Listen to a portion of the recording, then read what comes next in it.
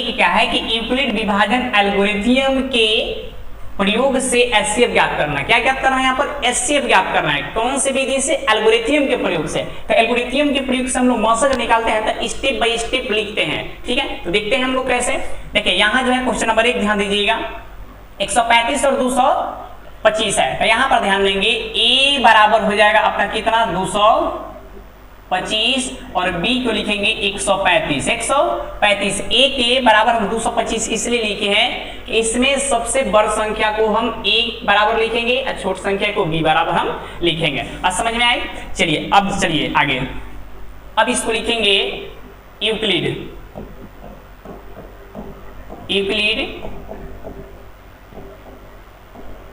विभाजन एल्गोरिथम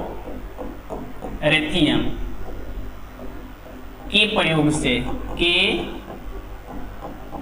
प्रयोग से ये लिख देंगे। इसके बाद हम लिखेंगे ए बराबर बी क्यू प्लस आर। ए बराबर बी क्यू प्लस आर। अब चलिए यहां पर ध्यान दीजिएगा, अब लिखेंगे 135 और यहां हो जाएगा आपका 225, है ना। चलिए हमेशा निकालते हैं हम लोग भाग विधि से इस तरीके से। स्टेप बाय स्टेप क्या करेंगे, इस पर हम सजा देंगे। ए जो है भाज्य है, क्या है? भाज्य है। तो भाज्य बराबर होगा भाज्य गुने भागफल प्लस में होता है शेषफल होगा। तो यहाँ पर कितना मतलब हो जाएगा? 1। तो यहाँ हो जाएगा 135।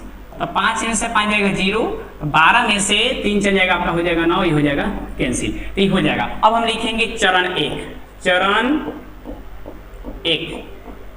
1 इसको पकड़ लेंगे, किसको? बीच वालों को, 225 को। तो यहाँ पर लिख लेते हैं 225 बराबर, लिख दिए 225 बराबर। तो ए के बराबर हो जाएगा आपका 225 हो जाएगा। अब 135 गुने में हो जाएगा आपका 1 हो जाएगा। तो यहाँ हो जाएगा 135 गुने 1 प्लस में क्या हो जाएगा आपका? ये 90 हो जाएगा।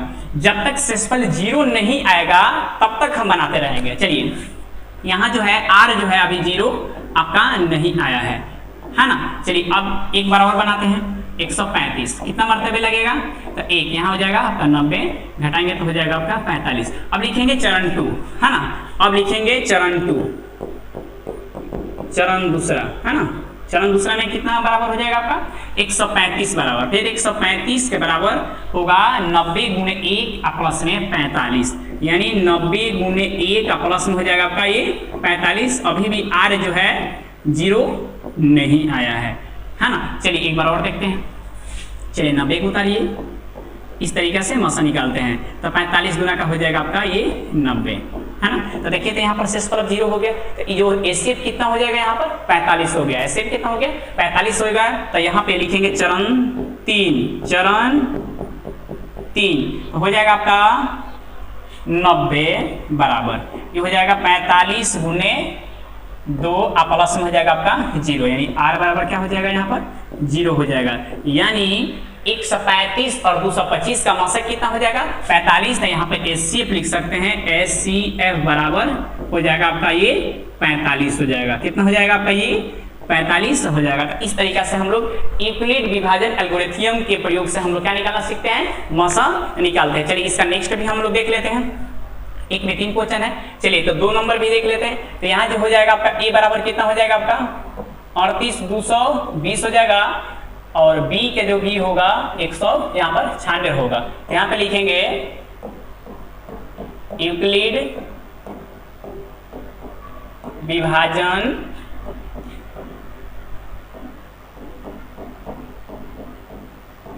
एल्गोरिथम के प्रयोग से, एल्गोरिथम के प्रयोग से देखेंगे। क्या देखेंगे? एल्गोरिथम के प्रयोग से। अब यहाँ पे लिख देंगे ए बराबर बी क्यू प्लस आर। ए बराबर क्या लिख देंगे? ए बराबर बी क्यू प्लस यहाँ पर आर लिखेंगे। चलिए अब यहाँ जो होगा 196 यहाँ हो जाएगा 38 220 देखते हैं कब तक 0 आता है ये। चलिए तो पहले नंबर तक 38 जो है 38 220, तो यहाँ पर तो पहले भाग ही लग जाएगा एक मरतबे। तो हो जाएगा आपका कितना? 196। 12 में 6 हो जाएगा, 6 हो जाएगा। यहाँ हो जाएगा 18 में से 9 को घटा दीजिए, तो 12 में 6 हो जाएगा 6, यहाँ पे 7 यानी 17। 17 में से 9 घटेगा तो यहाँ पर हो जाएगा 8, 2 में से 1 जाएगा 1, यहाँ पर हो जाएगा 186 हो गया। चलिए अब कितना उतारते हैं? यहाँ पर 2 तब कितना मरतबे लगेगा, तो यहाँ पर 9 मरतबे। तो 9 छक 54 के 4 हासिल हो जाएगा आपका 5, 99 81 और 5 को जोड़ देंगे यहाँ पे तो हो जाएगा 86, हासिल हो जाएगा आपका 8। 9 में 1 से गुना करेंगे 9 हो जाएगा और 9 में 8 जोड़ देंगे तो 9 8 आपका हो जाएगा ये 17 हो जाएगा। तो 12 में से 4 को घटा दीजिए हो जाएगा 8, 15 में 6 घटा दीजिए हो जाएगा आपका 9, यहाँ बच जाएगा आपका कुछ नहीं, यानी हासिल इधर ले लिया गया तो यहाँ पर कट जाएगा। कितना हो जाएगा, कट जाएगा। अब कितना उतरेगा यहाँ पर 0, है ना। चलिए अब कितना होगा 5 छक 30 यानी 5 मरतबे लगेगा तो 5 छक 30 के 0 हो जाएगा और 5 में 9 से 9 बचे 45, 45 में 3 जोड़ दीजिएगा 48 हो जाएगा 48 और 5 में 1 से गुणा कीजिए 5 और 5 में 4 जोड़ दीजिए हो जाएगा आपका 9। देखिए तो शेषफल यहाँ पे 0 हो गया। तो देखिए ना यहाँ पे एक स्टेप में क्या होगा, शेषफल यहाँ पर 0 होगा। तो यहाँ पे लिखेंगे चरण 1, यहाँ पे लिख देंगे चरण 1। चरण 1 क्या लिखेंगे हम 38 220 बराबर 196 गुना 195 और प्लस कितना हो जाएगा आपका यहाँ पे 0, है ना। तो इसको r जो होगा पहले ही में आपका ये क्या हो गया 0 हो गया। तो यहाँ पर जो HCF निकला, यहाँ पर जो HCF निकला कितना निकला यहाँ पे 196, क्या हो गया आपका 196, ये हो गया आपका उत्तर हो गया। क्या हो जाएगा ये उत्तर हो गया। चलिए तो अब हम लोग क्वेश्चन नंबर कितना देख लेते हैं। अब क्वेश्चन नंबर हम लोग इससे क्वेश्चन नंबर हम लोग 3 देखते हैं। चलिए 3 क्या है यहाँ पे ध्यान दीजिए। यहाँ 867 और 255, तो यहाँ लिखेंगे a बराबर हो जाएगा 867 और b बराबर हो जाएगा आपका 255, ठीक है। तो इसको भी लिखेंगे यूक्लिड विभाजन से, है ना। यूक्लिड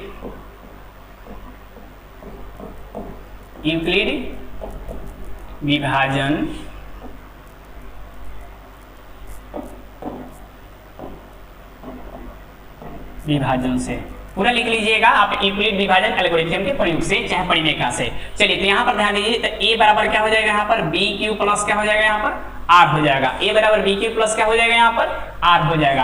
अब चलिए यहाँ पर ध्यान दीजिए, तो यहाँ जो होगा 255 और 867, एक साइड में क्या कीजिएगा भाग बना दीजिएगा, जिस तरीके से मौसम भाग विधि से हम लोग निकालते हैं मौसम को, है ना। इस तरीका से स्टेप बाय स्टेप इस तरीका से आप सजा दीजिएगा। चलिए देखिए तो यहाँ पर कितना मरतबे लगभग लग जाएगा यहाँ पर, तो यहाँ हो जाएगा आपका लगभग 3 मरतबे। कितना मरतबे 3 मरतबे। 3 पचे हो जाएगा 15 के 5 हो जाएगा, 3 पचे 15 के 16 हो जाएगा और 3 दूना 6 एक यहाँ पर ही आपका 7 हो जाएगा। 7 में से 5 को घटाइए 2 हो जाएगा, यहाँ पर 0 होगा, यहाँ पर 1 हो जाएगा, यानी कितना हो गया आपका 102 हो जाएगा। चलिए तो ये चरण 1 हो गया। तो यहाँ पे लिख लीजिए चरण 1, तो इसको बीच वालों को पकड़ लीजिए 867 बराबर 255 गुने 3 आप प्लस में हो जाएगा आपका 102 r नॉट इक्वल टू 0। ये नहीं भी लिखिएगा तब कोई दिक्कत नहीं है, है ना। तो r इसका मतलब ये होता है ना कि शेषफल 0 नहीं आएगा, इसका मतलब स्टेप एक और आगे है अभी, है ना। चलिए अब उतार लीजिए 255 कितना मरतबे लगेगा 2 मरतबे, यानी 200 कितना हो जाएगा आपका ये 4 हो जाएगा, यानी 1 5 51 ये कट जाएगा। चलिए तब हो जाएगा चरण 2, ये हो जाएगा चरण 2 कितना बराबर हो जाएगा, तो 255 बराबर, तो 255 हो जाएगा आपका 102 प्लस में हो जाएगा, सॉरी गुना हो जाएगा कितना गुना 2 आप प्लस में हो जाएगा आपका 51। अभी भी r का जो मान है 0 अभी नहीं आया है, r का मान अभी भी 0 नहीं आया है ना। चलिए एक और देखिए अब यहाँ पे फिर कितना हो जाएगा 102 उतर जाएगा यहाँ पर, तो 51 दूना क्या हो जाएगा आपका 102 हो जाएगा। शेषफल तो 0 हो गया, अमाशा क्या हो जाएगा यही हो जाएगा, ठीक है। चलिए अब यहाँ पे चरण 3 लिखिए, चरण 3 कितना हो जाएगा आपका 102 बराबर हो जाएगा 51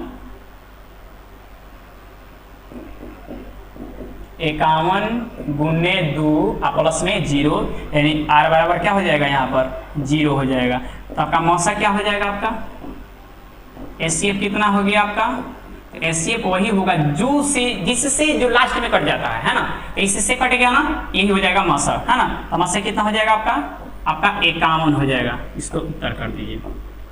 ऐसा ही बनाइएगा, एक साइड में आपका भाग विधि से मौसा निकाल लीजिएगा, एक साइड में क्या कीजिएगा कि इस तरीके से आप सजा दीजिएगा, है ना। चलिए तो हम लोग देख लिए, 3 ही देख लिए।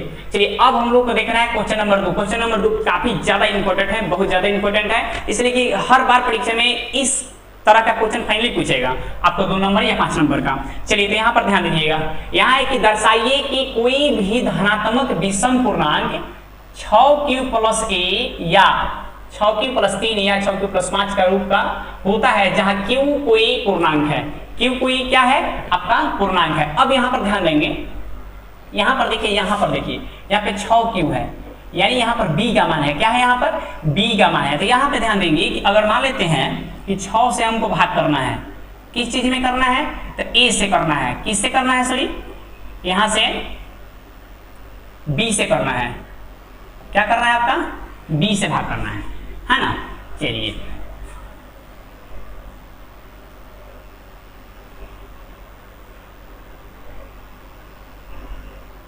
तो हम लोग क्वेश्चन नंबर 2 देख लेते हैं कि दर्शाइए कि कोई भी धनात्मक विषम पूर्णांक 6q+1 या 6q+3 या 6q+5 के रूप का होता है जहां q कोई क्या है? पूर्णांक है। चलिए यहाँ पर ध्यान दीजिए, यहाँ पर ध्यान दीजिए, यहाँ पर 6 है, यहाँ जो है ना आपका ये क्या चीज का मान है? अब यहाँ पर ध्यान दीजिए, bq+ क्या है? यहाँ पर r है, यानी b के मतलब होता है 6 से भाग करना, यानी भाजक होता है। किसे भाग करेंगे? तो a कोई धनात्मक पूर्णांक में, है ना, तो उसका q होगा और शेषफल क्या होगा? यहाँ पर शेषफल जो होगा आपका r होगा। शेषफल क्या होगा? r होगा। यानी 6 में जब हम भाग करेंगे तो क्या होगा? a बराबर bq, यानी गुना करेंगे तो bq, और प्लस में क्या हो जाएगा? आपका r होगा एल्गोरिथम के प्रयोग से। अब चलिए अब ध्यान दीजिएगा कि जब भी कोई संख्या से अगर हम भाग करते हैं, यहाँ से अगर मानते हैं कि 6 से अगर हम भाग करना है तो कभी भी शेषफल क्या आएगा? हमेशा उससे कम आएगा, 1 कम आएगा। यानी क्या क्या आ सकता है? 0 भी आ सकता है, 1 भी आ सकता है, 2 आ सकता है, 3 और 4 और यहाँ पर 5, यही आएगा, है ना। और जो q जो होगा, यहाँ पर जो q होगा हमेशा 0 से बढ़ या क्या होगा? आपका ये बराबर होगा। क्या होगा? आपका ये बराबर होगा। अब यहाँ पर देखते हैं हम लोग डिटेल से। अब यहाँ पे पहले मानेंगे, लिखेंगे माना a कोई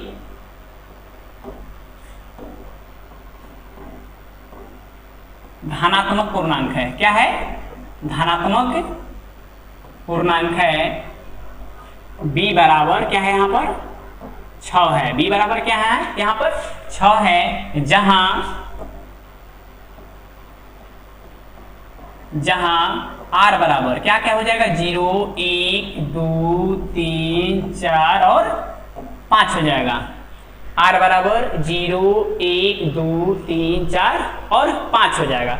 अब जो है, अब लिखेंगे कि जो यहाँ पर q है, q में क्या है? आपका पूर्णांक है। तो यहाँ पर 0 से बढ़ या क्या होगा? यहाँ पे बराबर होगा के लिए यूक्लिड विभाजन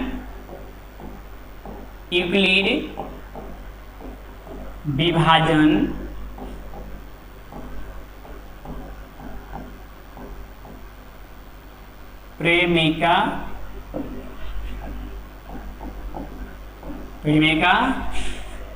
यहाँ पर द्वारा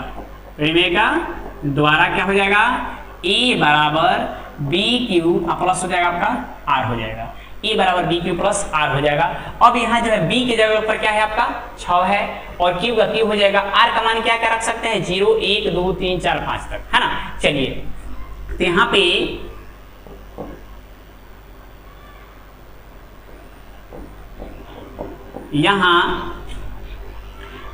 क्या क्या हो जाएगा? यहाँ पर 6q, पहला नंबर क्या होगा? 6q, और शेषफल की जगह पहले क्या रखेंगे? 0 रखेंगे। तो 0 होगा तो यहाँ पे 6q, यहाँ पे रखेंगे 6q + 0, यहाँ पर 6q हो जाएगा। इसके बाद 1 रखेंगे, तो यहाँ पे रखेंगे 6q प्लस एक बार 1 रख लिए। इसके बाद 6q प्लस आपका 2 हो जाएगा, 6q + 3, 6q + 4 और 6q + 5। ये धनात्मक पूर्णांक है। 6q, 6q + 1, 6q + 2, 6q + 3, 6q + 4 और 6q + 5।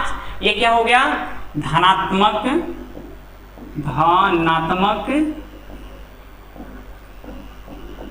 पूर्णांक के रूप में लिखा जा सकता है, लिखा जा सकता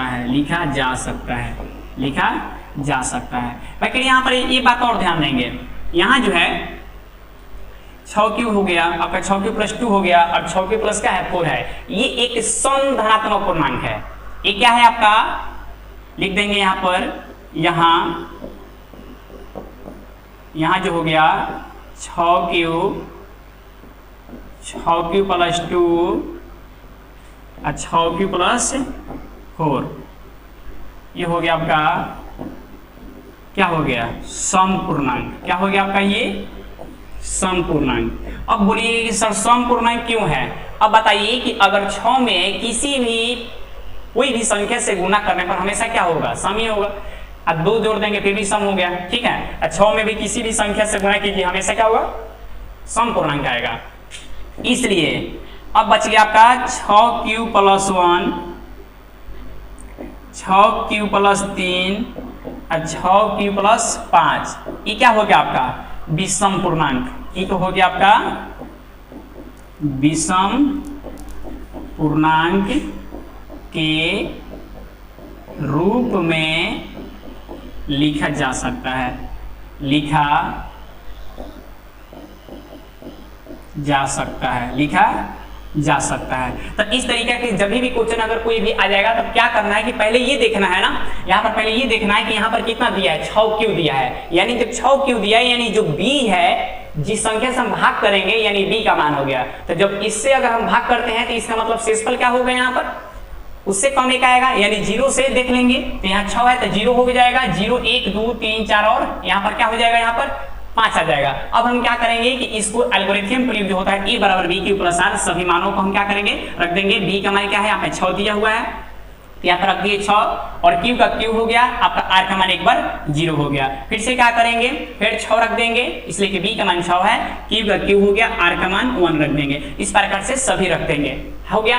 अब इसके बाद यहाँ पे बोला है कि विषम पूर्णांक है ना, तो इसमें जो है देखिए यहाँ पर जो है e हो गया सम पूर्णांक, e जो है आपका ये सम पूर्णांक है। तो लिखते हैं कि धनात्मक पूर्णांक के रूप में लिखा जा सकता है। यहाँ 6q प्लस 2 और 6q प्लस 4 जो है सम पूर्णांक है, इसलिए 6q प्लस 1, 6q प्लस 3 और 6q प्लस 5 विषम पूर्णांक के रूप में लिखा जा सकता है। तो इस तरीके से आप यहाँ पर दर्शा सकते हैं, है ना। चलिए अब हम लोग नेक्स्ट देख लेते हैं। चलिए यहाँ पर क्वेश्चन नंबर 3 देखते हैं कि किसी परेड में 616 सदस्य वाली एक सेना आर्मी की टुकड़ी को 32 सदस्य वाले एक आर्मी बैंड के पीछे मार्च करना है। तो दोनों समूहों को समान संख्या वाले स्तंभों में मार्च करना है। तो उन स्तंभों की अधिकतम संख्या क्या है, माने टोटल जो आर्मी की जो संख्या कितना 616 है, और कितना समान संख्या लेना है 32, कितना लेना है हमको 32। तो कितना अधिकतम संख्या को हम स्तंभों की अधिकतम संख्या हम लोग सजा सकते हैं, मार्च हम निकाल सकते हैं, है ना। तो चलिए इसको हम ध्यान देंगे। जहां अधिकतम की अगर बात करता है तो हम वहां पे हमेशा क्या निकालते हैं, मासा निकाल देते हैं। तो यहाँ पर ध्यान देंगे, ए का जो होगा 616 होगा, और बी जो होगा आपका 32 हो जाएगा, ठीक है। अब लिखेंगे यूक्लिड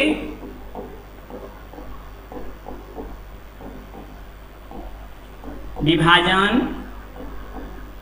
परिमेय से एल्गोरिथम के प्रयोग से क्या लिख देंगे, a बराबर बी क्यू प्लस यहाँ पर r हो जाएगा, a बराबर बी क्यू प्लस r लिख देंगे। अब ध्यान दीजिएगा यहाँ पे, तो यहाँ पर 32 से 616 में भाग कर दीजिए, इसको मासा निकाल दीजिए।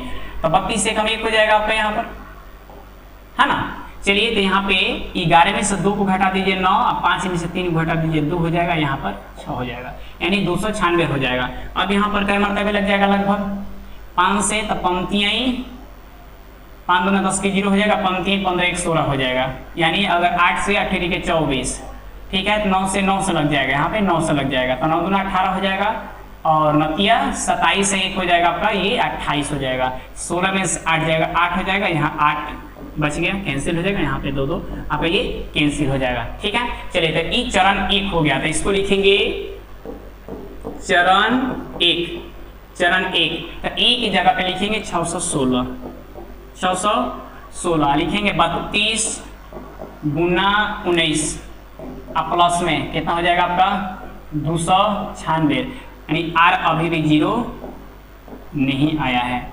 चलिए अब इसको कितना उतार देंगे 32, यानी 8 का क्या हो जाएगा आपका ये 32 हो जाएगा, क्या हो जाएगा आपका यहाँ पर 32 हो जाएगा। तो यहाँ पे पकड़ेंगे कितना चरण 2, इसको लिखेंगे चरण 2, चरण 2 क्या है होगा, तो यहाँ है आपका 32, क्या है आपका यहाँ पर 32, यहाँ पे लिखेंगे 8 गुने 4, 8 गुने 4, अब प्लस में क्या होगा यहाँ पर प्लस में 0, यानी आर बराबर क्या हो जाएगा यहाँ पर 0, है ना। तो इसका मौसा जो निकला, मौसा निकला, एचसीएफ कितना निकल गया आपका, एचसीएफ जो निकला आपका 8 हो गया, क्या हो गया 8 हो गया, यानी लिख सकते हैं कि स्तंभों की अधिकतम संख्या, स्तंभों की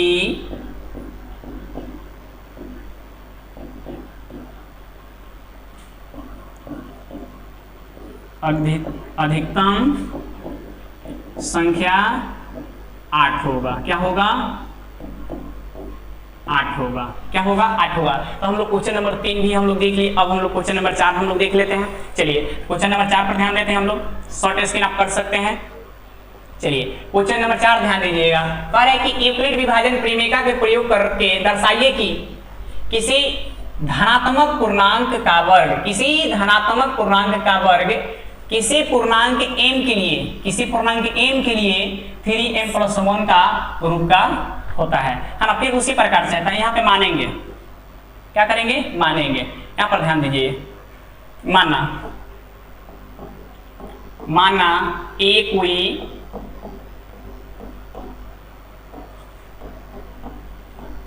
धनात्मक पूर्णांक है, धनात्मक पूर्णांक है, b जो होगा क्या हो जाएगा यहाँ पर 3 हो जाएगा, b होगा आपका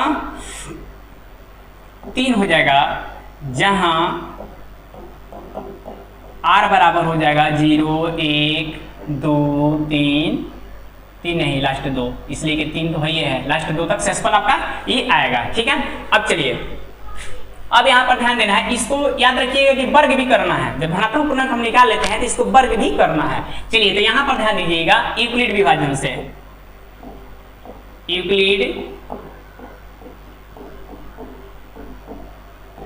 विभाजन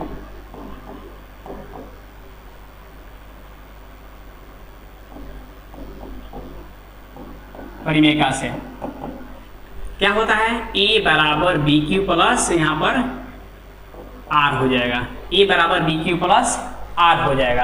अब चलिए यहाँ पर देखिए b का जो मान है आपका कितना है यहाँ पर 3m, तो यहाँ पे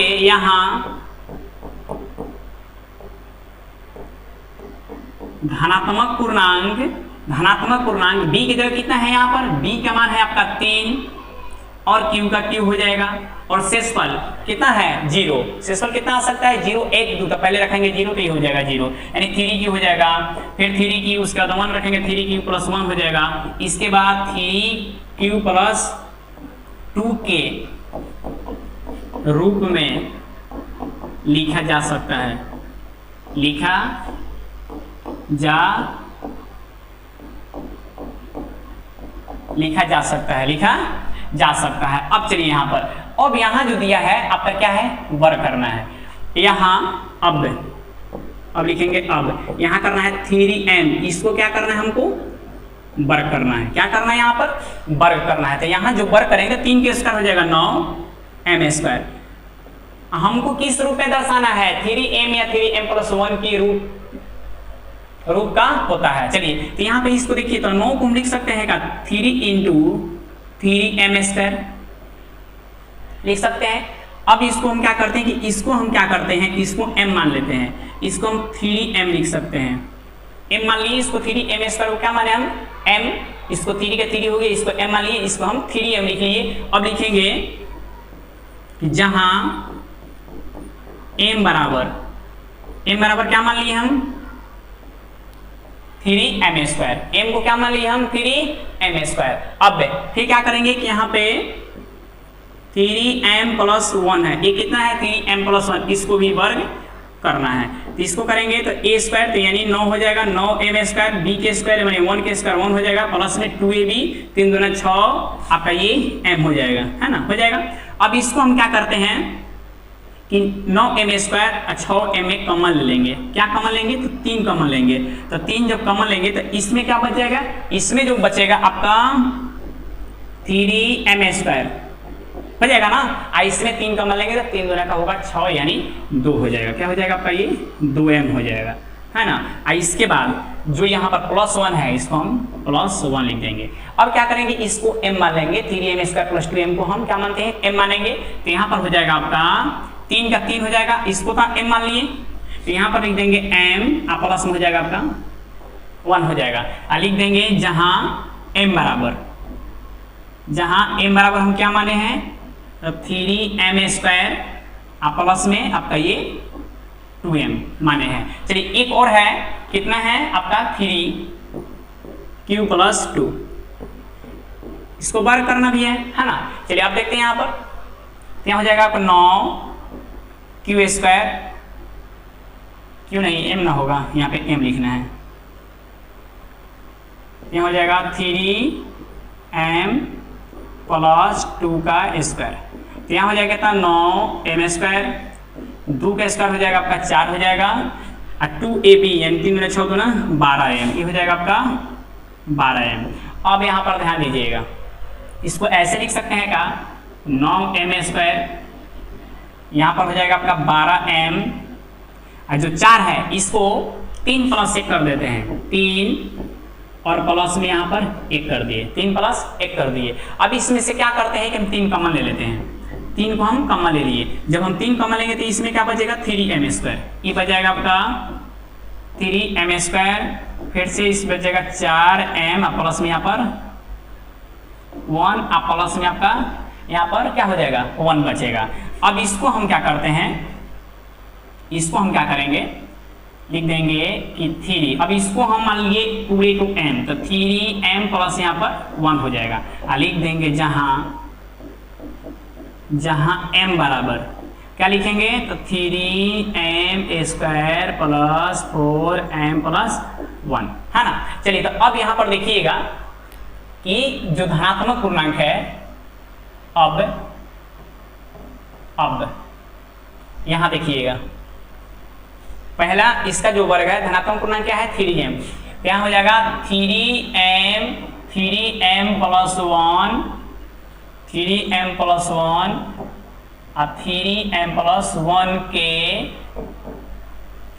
रूप में लिखा जा सकता है,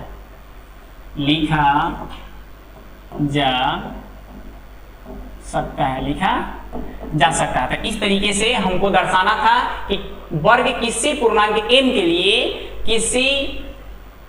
किसी पूर्णांक m के लिए 3m या 3m+1 के रूप का है। तो देखिए यहाँ पे 3m+1 और 3m+1 के रूप में हम लोग लिख सकते हैं हम लोग, है ना। तो इस तरीके से हम लोग क्वेश्चन नंबर क्या देख लिए, 4 को देख लिए। अब हम लोग क्वेश्चन नंबर लास्ट हम लोग देखते हैं। तो अब हम लोग क्वेश्चन नंबर 5 देख लेते हैं। क्वेश्चन नंबर 5 क्या है, यहाँ पर ध्यान देंगे कि एकलिक विभाजन प्रमेय का प्रयोग करके दर्शाइए कि किसी धनात्मक पूर्णांक का घन, ये है आपका घन, इसको ध्यान देंगे घन 9m+1 या 9m+8 का रूप का होता है कि नहीं। चलिए अब दर्शाते हैं हम लोग। तो देखिए यहाँ पे तो माना लिखेंगे, माना ए कोई क्या है धनात्मक पूर्णांक है, क्या है धनात्मक पूर्णांक है, क्या है धनात्मक पूर्णांक है। b बराबर, यहाँ पर ध्यान देंगे b बराबर यहाँ पर 9 है, 9m+1 और 9m+8। तो इसको हम क्या करते हैं 3m मान लेते हैं कि 9 बार हमको निकालना पड़ेगा, 9 बार की 3m भी मानेंगे फिर भी निकल जाएगा यहाँ पे। तो इसको मान लेते हैं हम 3m तब हो जाएगा जहां r बराबर हो जाएगा 0 1 और यहाँ पर हो जाएगा आपका ये 2 हो जाएगा। अब यहाँ पर ध्यान देंगे जो q होगा 0 से बड़ा या बराबर, ठीक है। अब लिख देंगे यूक्लिड विभाजन परिमेय से, यूक्लिड विभाजन परिमेय से, है ना। चलिए तो यहां जो होगा आपका क्या हो जाएगा, यहां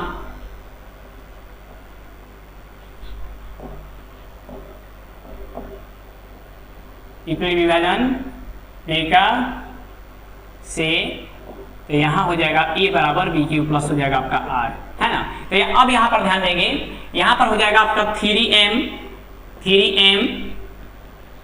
यहां जो होगा 3m, एक हो जाएगा आपका 3m प्लस 1, एक हो जाएगा 3m प्लस आपका 2 के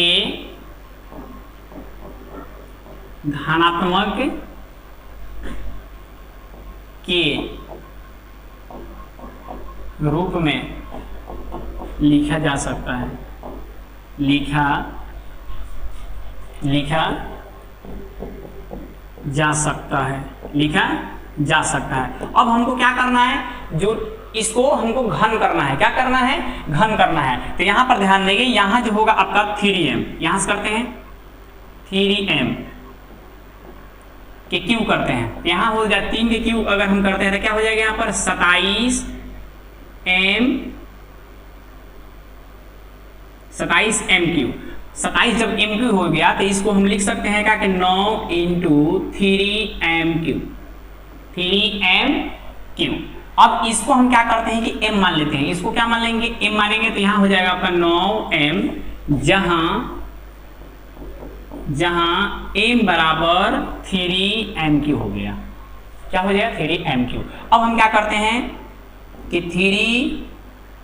3m प्लस 1 के हम क्यू करते हैं, 3m प्लस 1 को हम क्यू करते हैं। तो फॉर्मूला क्या होता है, ए क्यू।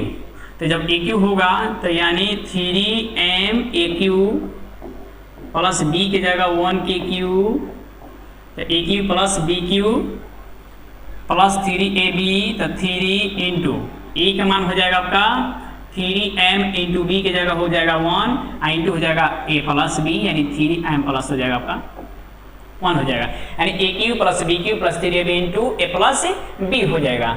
चलिए अब यहाँ पर इसको हम तोड़ देते हैं, तो यहाँ हो जाएगा आपका 27m क्यू, 1 के क्यू आपका 1 हो जाएगा, यहाँ हो जाएगा आपका 3 में 3 से गुना किए 9 और 9 27, ये हो जाएगा आपका 27 और m में गुना किए तो यहाँ पर हो जाएगा आपका m स्क्वायर प्लस हो जाएगा, फिर 3 3 9 और 9 में जब 1 से गुना करेंगे तो हो जाएगा 9m हो जाएगा। अब इसको हम क्या करते हैं कि कॉमन हम ले लेते हैं, क्या करते हैं common, 27m square m Q, यहाँ भी हो जाएगा 27m स्क्वायर, यहाँ जो हो जाएगा आपका 9m हो जाएगा, तो उसके बाद यहाँ पर 1 होता है 9 27 और यहाँ 27m क्यू 27m स्क्वायर और 27m में, इसमें क्या करते हैं कि डायरेक्ट हम 9 कॉमन ले लेंगे, तो 9 कॉमन हो जाए तो 9 27, यहाँ पे 3m क्यू हो जाएगा प्लस आपका 9 27 3, यहाँ पे m स्क्वायर हो जाएगा प्लस यहाँ हो जाएगा आपका m हो जाएगा, केवल m हो जाएगा प्लस 1 का आपका यहाँ पर प्लस 1 हो जाएगा। तो इसको हम क्या मानेंगे, हम m मान लेंगे टोटल को, तो यहाँ पे लिख देंगे कि 9m प्लस 1, 9m प्लस 1, जहां m बराबर क्या क्या है यहाँ पे, तो यहाँ पे लिख देते हैं कि 3m Q plus 3m square plus यहाँ पर क्या है, यहाँ पर m है, तो यहाँ पे 1 हो गया। अब यहाँ पे हम इसको यहाँ बना देते हैं, इसको इधर हम बना लेते हैं यहाँ पे, है ना। चलिए अब यहाँ पर ध्यान दीजिए, अब तीसरा क्या है यहाँ पे, तो 3m प्लस 2 को हमको क्या करना है, यहाँ पर क्यू करना है, तो यहाँ पर फिर लिखेंगे ए क्यू, तो यहाँ पर लिखेंगे 3m Q A cube plus लिखेंगे 2 के क्यू प्लस लिखेंगे 3 into A into B, 3ab into a plus B, यानी 3m प्लस हो जाएगा आपका ये 2 हो जाएगा। चलिए तो यहाँ पे 2 लेते हैं, तो यहाँ पे हो जाएगा आपका 27 MQ हो जाएगा 8, 3 3 के 9, 9 दूना 18, 18 3 हो जाएगा आपका ये 54 M, एम में गुना किए तो स्क्वायर हो जाएगा, फिर 3 3 के 9, 9 दूना 18, 18 दूना का ही हो जाएगा आपका ये 36 हो जाएगा। अब इसमें देखते हैं कि कॉमन कौन कौन सा होने वाला है। तो अब देखिए यहाँ पर, यहाँ जो होगा आपका 27, 54 और 36, इसमें भी 9 कॉमन ले सकते हैं, तो 9 सीधे कॉमन लेते हैं। तो यहाँ पर जाएगा 3MQ प्लस 54 6 M स्क्वायर, यहाँ हो जाएगा 9 चौका 36 4, प्लस में हो जाएगा आपका ये 8 है ना, तो 9 का 9 हो जाएगा। अब इसको टोटल को यहाँ से यहाँ तक को m मानेंगे, प्लस में क्या लिख देंगे 8 है ना। अब देखिए यहाँ पर वो किस रूप में लिखना था, 9m प्लस 1 और 9m प्लस 8 के। तो हम कह सकते हैं कि यहाँ कह सकते हैं, देखिए यहाँ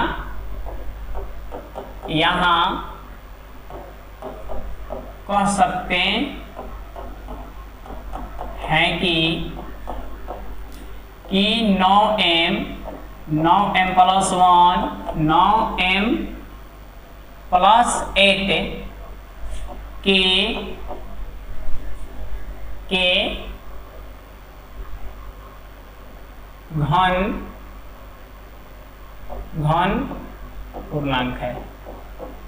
घन पूर्णांक है। इस तरीके से हम लोग क्या कर सकते हैं, तो लिख सकते हैं। तो यहाँ पे जो एक्सरसाइज हो गया हम लोग का समाप्त हो गया। अब इस यहाँ है हम लोग का प्रश्नावली पढ़ना है, हम लोग का 1.2 पढ़ना है ना। तो यहाँ दिया है कि निम्नलिखित संख्याओं को अभाज्य गुणनखंड के रूप में व्यक्त करना है। क्या करना है, अभाज्य गुणनखंड के रूप में हमको केवल व्यक्त करना है। तो यहाँ पर देख सकते हैं, यहाँ जो है 1 नंबर जो क्वेश्चन है आपका कितना 100 यहाँ पर 40 है, तो 140 को क्या करेंगे हम अभाज्य गुणनखंड कर देंगे। तो 2 से हो जाएगा यहाँ पर, तो 2 7 14 0 हो जाएगा, फिर 2 से हो जाएगा आपका 35 हो जाएगा, फिर आपका 5 से हो जाएगा 5 7 35 हो जाएगा। तो यहाँ पर 140 का अभाज्य गुणनखंड क्या हुआ, 2 का संख्या देखिए यहाँ पर 2 है ना, 2 है। तो यहाँ पर लिख देंगे 2 का स्क्वायर गुने में 5 और गुने में हो जाएगा आपका यहाँ पर 7 हो जाएगा। तो इस तरीके से 140 का हम एक अभाज्य गुणनखंड कर ले। देखिए यहाँ क्वेश्चन नंबर 2 देख लीजिए, यहाँ पर 156 को कर लीजिए, यहाँ पर तो 156 को भी कर लीजिए। तो 2 से कितना हो जाएगा, 2 7 14 2 8 16 हो जाएगा, फिर 2 से 2 3 6 हो जाएगा और 2 9 18, फिर 3 से कर लीजिए, 3 1 1 और 3 3 के 9 हो जाएगा। तो यहाँ पर 156 का अभाज्य गुणनखंड क्या हो जाएगा, यहाँ पर तो अभाज्य गुणनखंड हो गया आपका 2 का स्क्वायर हो जाएगा, गुना में 3 हो जाएगा और गुने में ये 13 हो जाएगा। यही आपका क्या हो जाएगा, यहाँ पे आपका आंसर हो जाएगा। क्या हो जाएगा आपका आंसर हो जाएगा, ये आपका क्या हो जाएगा, आपका आंसर हो जाएगा। चलिए तो क्वेश्चन नंबर क्या हो गया, हम लोग क्वेश्चन नंबर 1 में क्वेश्चन नंबर 1 और क्वेश्चन नंबर क्या देख लिए, 2 देख लिए। अब हम लोगों का क्वेश्चन नंबर 3 4 5 आप बना लीजिएगा, एकदम बहुत आसान क्वेश्चन है। इस तरीके से क्या करेंगे हम गुणनखंड के रूप में हम लोग लिख देंगे। चलिए अब हम लोग नेक्स्ट हम लोग देखते हैं। तो नेक्स्ट में यहाँ पर ध्यान दीजिए, तो यहाँ जो है कि क्वेश्चन नंबर 2 है कि पूर्णांकों के निम्नलिखित युग्मों के एलसीएम और एचसीएफ ज्ञात करना है। एलसीएम और एचसीएफ ज्ञात करना है तथा इसकी जांच कीजिए कि 2 संख्याओं का गुणनफल एलसीएम गुने एचसीएफ होता है कि नहीं। पहले तो यहाँ पर जो 26 है, 26 और 91, 26 और 91 क्वेश्चन नंबर 1 है, क्वेश्चन नंबर 2 का 26 और 91 को क्या निकालना, पहले एचसीएफ और एलसीएम ज्ञात करेंगे, उसके बाद 2 संख्याओं का गुणनफल एचसीएफ गुणे एलसीएम हम लोग जांच करेंगे। चलिए तो पहले 26 का देख लेते हैं हम लोग।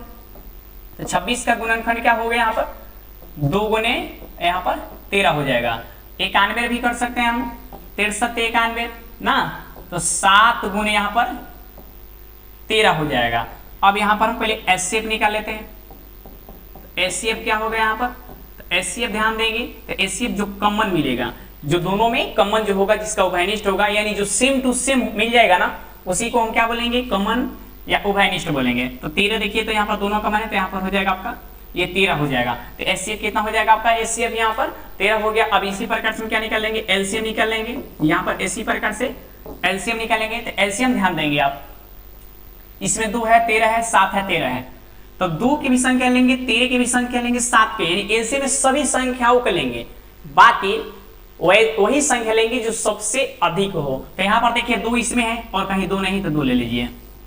अब यहाँ पर 13 है, यहाँ भी 13 है। अगर मान लेते हैं कि इस लाइन में अगर 13 की संख्या अगर 2 को 13 होता तो इसमें से लेते, इसमें से ले, जो जिस लाइन में जो अधिक होगा। तो 13 था अकेला, इसमें लीजिए, इसमें दोनों बराबर है, तब 13 ले लीजिए। एगो कितना हो जाएगा आपका, ये 7 है, 7 ले लीजिए और गुना कर दीजिए। 63 हो जाएगा आपका 91 और 2 से गुना कर दीजिए तो हो जाएगा 2 और 9 दूना आपका 18, यानी 100 क्या हो जाएगा आपका 82 हो जाएगा। तो कितना हो जाएगा यहाँ पर 182 हो गया। अब चलिए, अब हमको जांच करना है। जांच क्या करना है, दो संख्याओं का गुणनफल। तो लिखेंगे यहाँ पर कि 2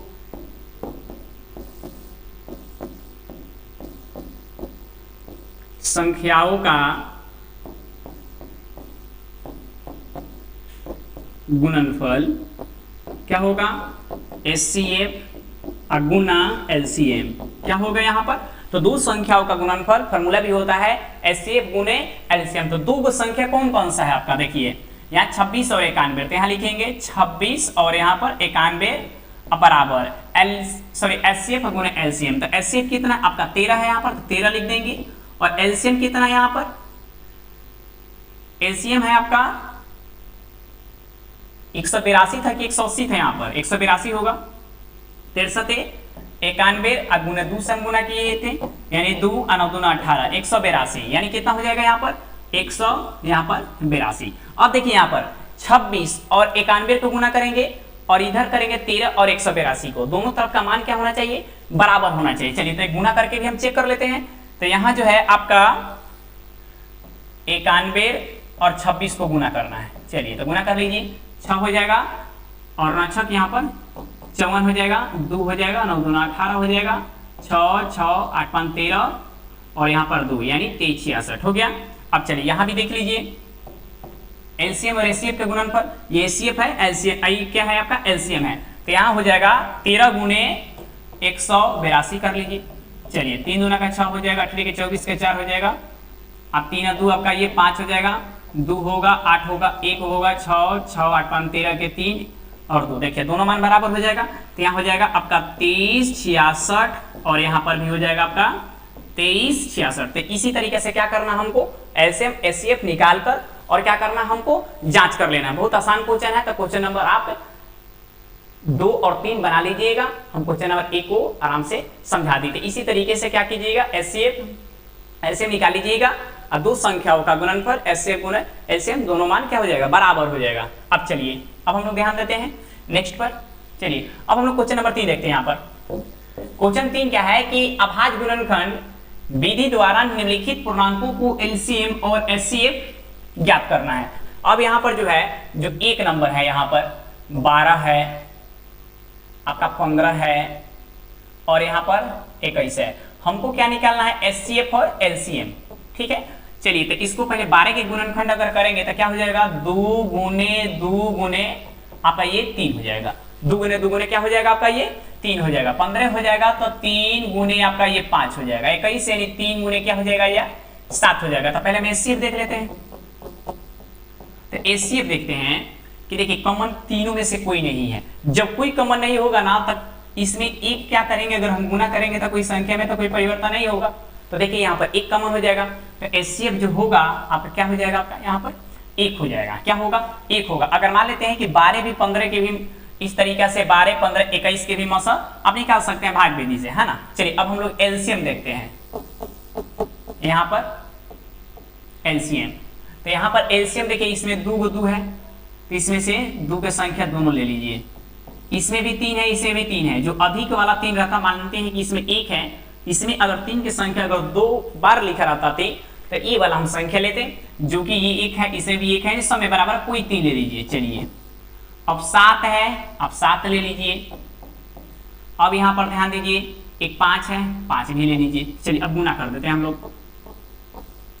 तो गुना कैसे होगा, तो यहाँ पर ध्यान दीजिएगा, तो 5 से पहले करते हैं यहाँ पर, ठीक है। तो यहाँ पर हो जाएगा आपका 15 हो जाएगा, ठीक है। 15 दूना का 30 हो जाएगा, अब 30 दूना का आपका ये 60 हो जाएगा, और 60 में 6 7 से गुना करेंगे, 7 6 आपका ये 42 हो जाएगा, यानी 420 आपका राइट आंसर आ गया निकल कर। चलिए तो हम लोग क्वेश्चन नंबर क्या देख लिए, 3 का क्वेश्चन नंबर क्या देख लिए हम लोग, 1 देख लिए। अब इसी प्रकार से क्वेश्चन नंबर 2 और क्वेश्चन नंबर 3 आप लोग बनाएंगे। चलिए अब हम लोग आगे देखते हैं, क्वेश्चन नंबर 4 देखते हैं हम लोग कि एचसीएफ 306 और 657 के एचसीएफ कितना है, यहाँ पर 9 है। ये संख्या जो है 306 और यहाँ पे जो 657 है, इसका एचसीएफ कितना है, यहाँ पर 9 है, दिया है ना। एलसीएम 306 और 657 को ज्ञात करना है। इस संख्या का एचसीएफ 9 दिया हुआ है, इसी संख्या का एलसीएम ज्ञात करना है। तो इसका फॉर्मूला आता है दो संख्याओं का गुणनफल। क्या आता है,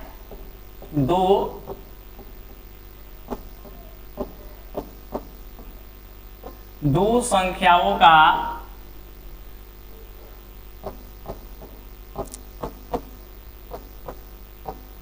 गुणनफल एचसीएफ गुने एलसीएम।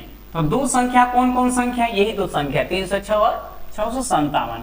तो यहाँ पे लिखेंगे 306 गुने 657, ये हो गया आपका दो संख्याओं का गुणनफल।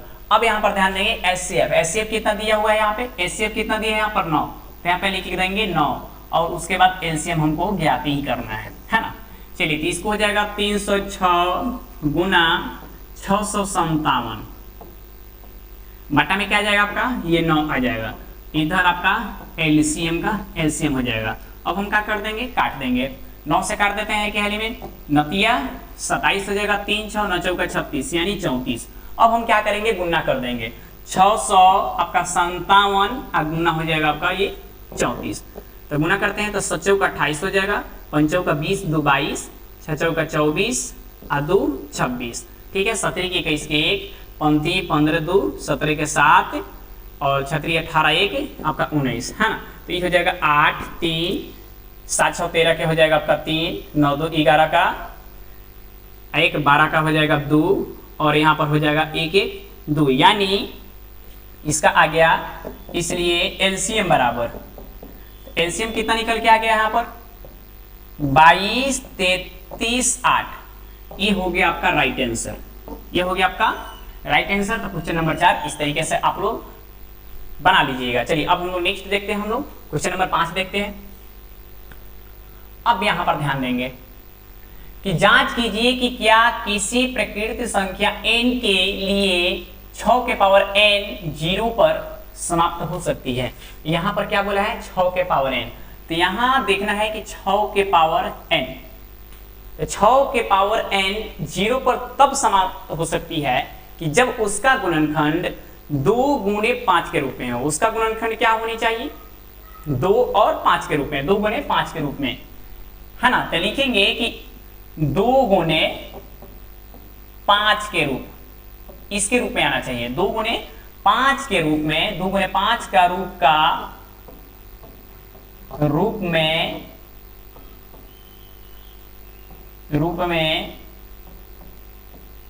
अभाज्य गुणनखंड आ जाए। यहां पर लिखते हैं आ जाए तब शून्य पर समाप्त होगी, शून्य पर समाप्त होगी, अन्यथा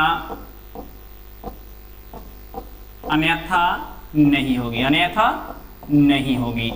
अब यहां पर ध्यान देंगे, यहां तो दिया है अतः, यहां जो दिया हुआ है 6 के पावर क्या है, यहां पर n है, इसको क्या करते हैं, अभाज्य गुणनखंड करते हैं, अभाज्य गुणनखंड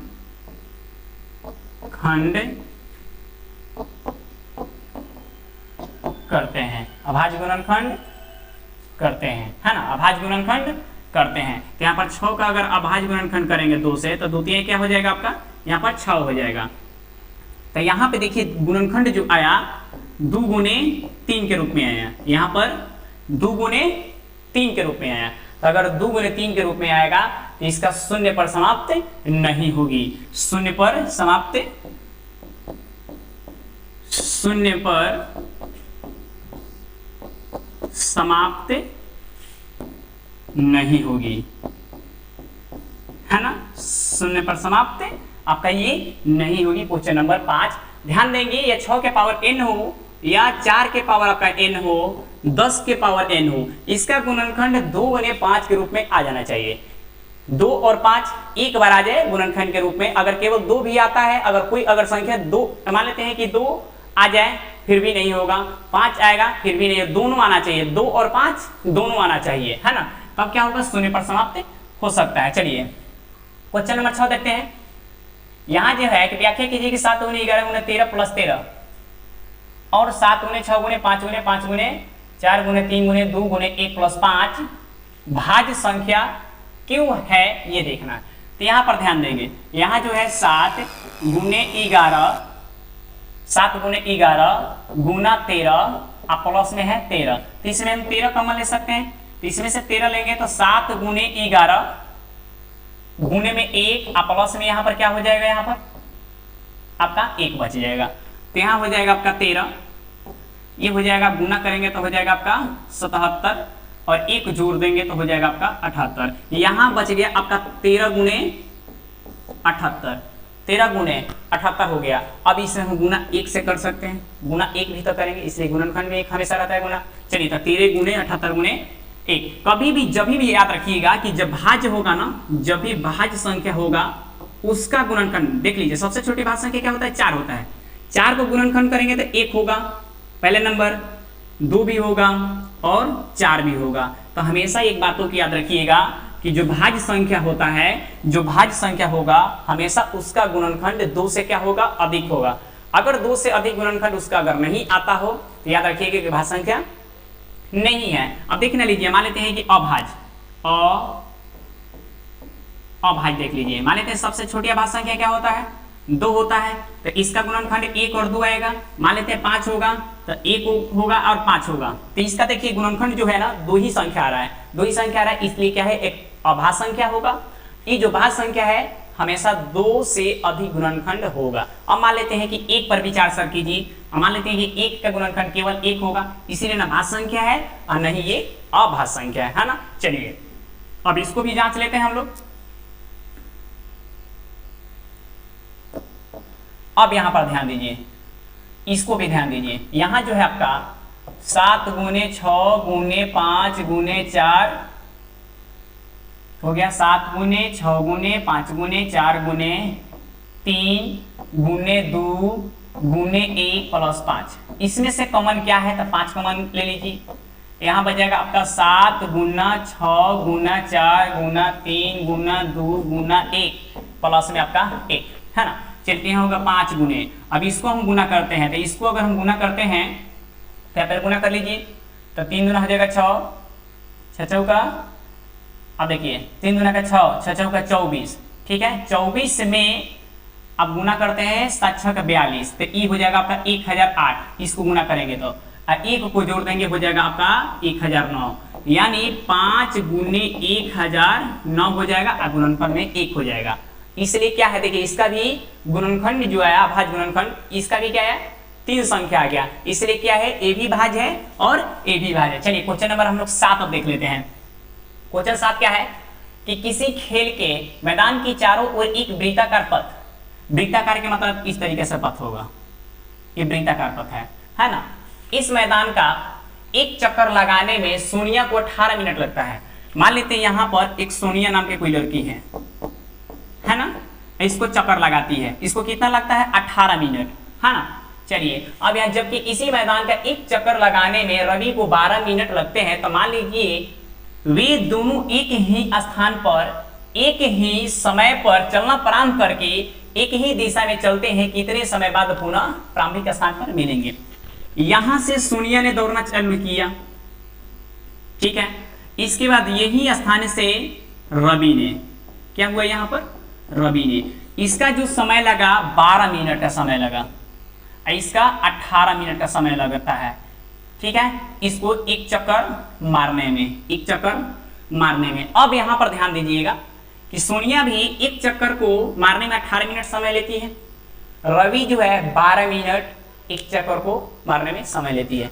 सवाल ये कह रहा है कि इसके बाद कितने समय पर एक साथ किस बिंदु पर मिलेंगे, माने कितने मिनट पर, है ना। तो अब देखिए यहाँ पर माने प्रारंभिक स्थान पर मिलेंगे, है ना, कितने मिनट बाद, माने कितने मिनट बाद दौड़ते दौड़ते इस मिनट पे मिल जाएंगे। तो यहाँ जो है आपका देखिए यहाँ पर 12 और यहाँ पर है 18, है ना। इस दोनों को ऐसा क्वेश्चन आएगा तो हमेशा क्या निकाल देंगे, हम एलसीएम निकालेंगे। तो यहाँ हो जाएगा 2 गुने 2 गुने यहाँ पर 3 हो जाएगा और 2 गुने 3 गुने 3 हो जाएगा। एक का एचसीएफ निकाल लीजिए, सॉरी एलसीएम, इसका एलसीएम निकाल लीजिए। तो देखिए सबसे अधिक इसमें 2 है तो 2 को 2 लिखते हैं। इसमें क्या है आपका 3 है ना, 2 को 3 है, इसमें 1 को 3 है तो अधिक वाला 3 ले लेंगे, 3 गुने 3 हो जाएगा। ठीक है, तो 3 तरीके ना 9 चौका 36, यानी 36 मिनट। कितना टाइम लगेगा यहाँ पे 36 मिनट। तो यहाँ पे है ना कि एक ही दिशा में चलते समय कितने समय बाद पुनः प्रारंभिक स्थान पे मिलेंगे, माने कितने मिनट बाद इस बिंदु पर फिर से वो मिल जाएंगे, यानी कितने मिनट बाद 36 मिनट बाद। तो यहाँ पर जो है यहाँ पर ध्यान देते हैं, यहाँ जो है कि सिद्ध कीजिए कि रूट 5 एक अपरिमेय संख्या है। ऐसा कोई भी साल नहीं है जिसमें बिहार बोर्ड इस टाइप का क्वेश्चन नहीं पूछा। हर साल में रूट 5 हो, रूट 2 हो, रूट 3 हो, इस तरीका का इस टाइप का फाइनली क्या होगा क्वेश्चन पूछेगा। तो हम लोग देखते हैं, है ना। चलिए तो ध्यान दीजिएगा कि कभी भी अगर कहेगा कि अपरिमेय संख्या, यहाँ पर रूट जो 5 है क्या है, एक अपरिमेय संख्या है, तो इसको मानकर चलेंगे। क्या करेंगे हम लोग, मान के चलेंगे। क्या यहाँ पर दिया है, यहाँ पर जो दिया है आपका अपरिमेय संख्या है तो मानेंगे। यहाँ पे लिखेंगे माना, लिखेंगे माना रूट 5 एक परिमेय संख्या है। क्या मानेंगे हम, अपरिमेय, तो हमेशा इसको उल्टा मानना है, परिमेय संख्या है, परिमेय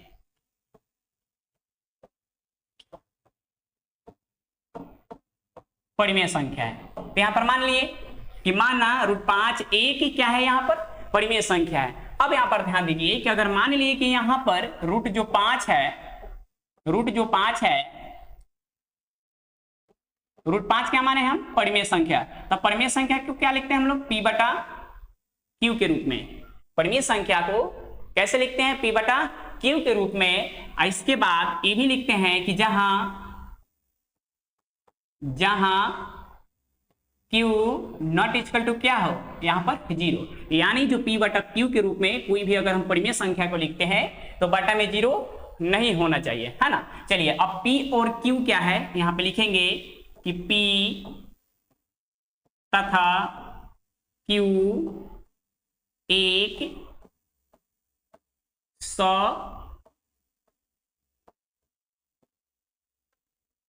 अभाज्य संख्या है। क्या है, 100 अभाज्य संख्या है, 100 अभाज्य संख्या है।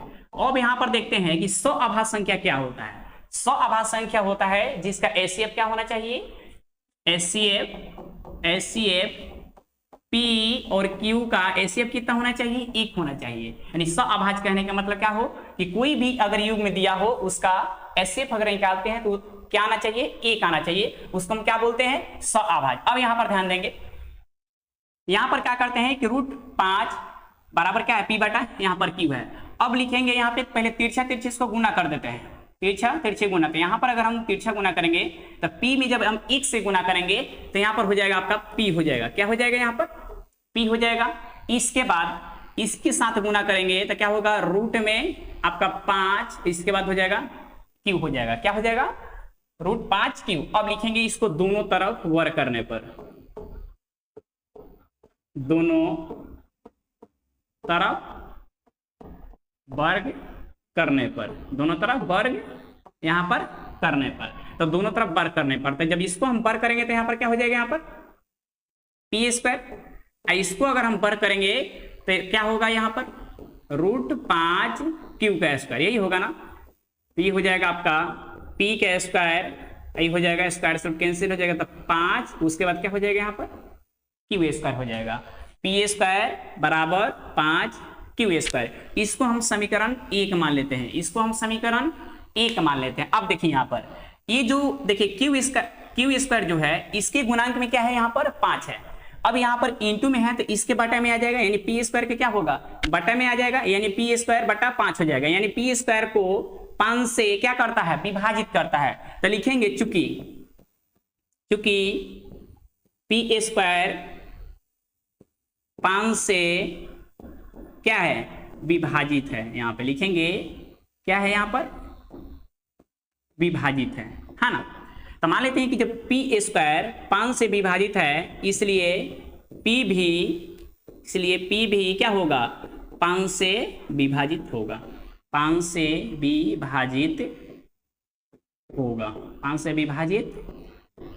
से विभाजित होगा, क्या होगा 5 से विभाजित होगा। बात समझ में आ गया। अब देखते हैं, अब देखिए यहाँ पर यहाँ जो है समीकरण 1 जो है एक कंडीशन अभी और बनाना है कि पी स्क्वायर बराबर क्या है 5 क्यू स्क्वायर है यहाँ पर। अब इसको हम क्या करेंगे कि लिखेंगे माना, ठीक है, फिर लिखेंगे माना यहां पर है जो होगा उसी को मानेंगे। P बराबर माना P बराबर 5m, 5 क्या मान लिए हम m मान लिए, चाहे 5 आप r मान लीजिए चाहे कुछ मान लीजिए। बाकी याद रखिए कि जो आएगा यहाँ पर वही हमको मानना है। P बराबर अगर जितना आएगा उतना ही, अगर 3 आ गया तो यहाँ पर मानेंगे 3m, है ना। चलिए अब देखिए यहाँ पर लिखेंगे दोनों तरफ वर्ग करने पर, तो जब वर्ग करेंगे तो यहाँ पर लिखेंगे वर्ग करने पर,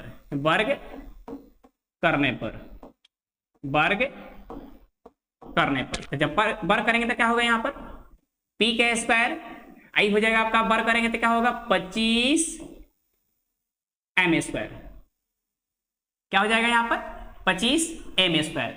अब यहाँ पर लिखेंगे कि जो P स्क्वायर है, तो यहाँ पर देखिए P स्क्वायर का मान क्या है यहाँ पर 5 की स्क्वायर है ना, तो लिखेंगे P स्क्वायर का मान रखने पर, P स्क्वायर का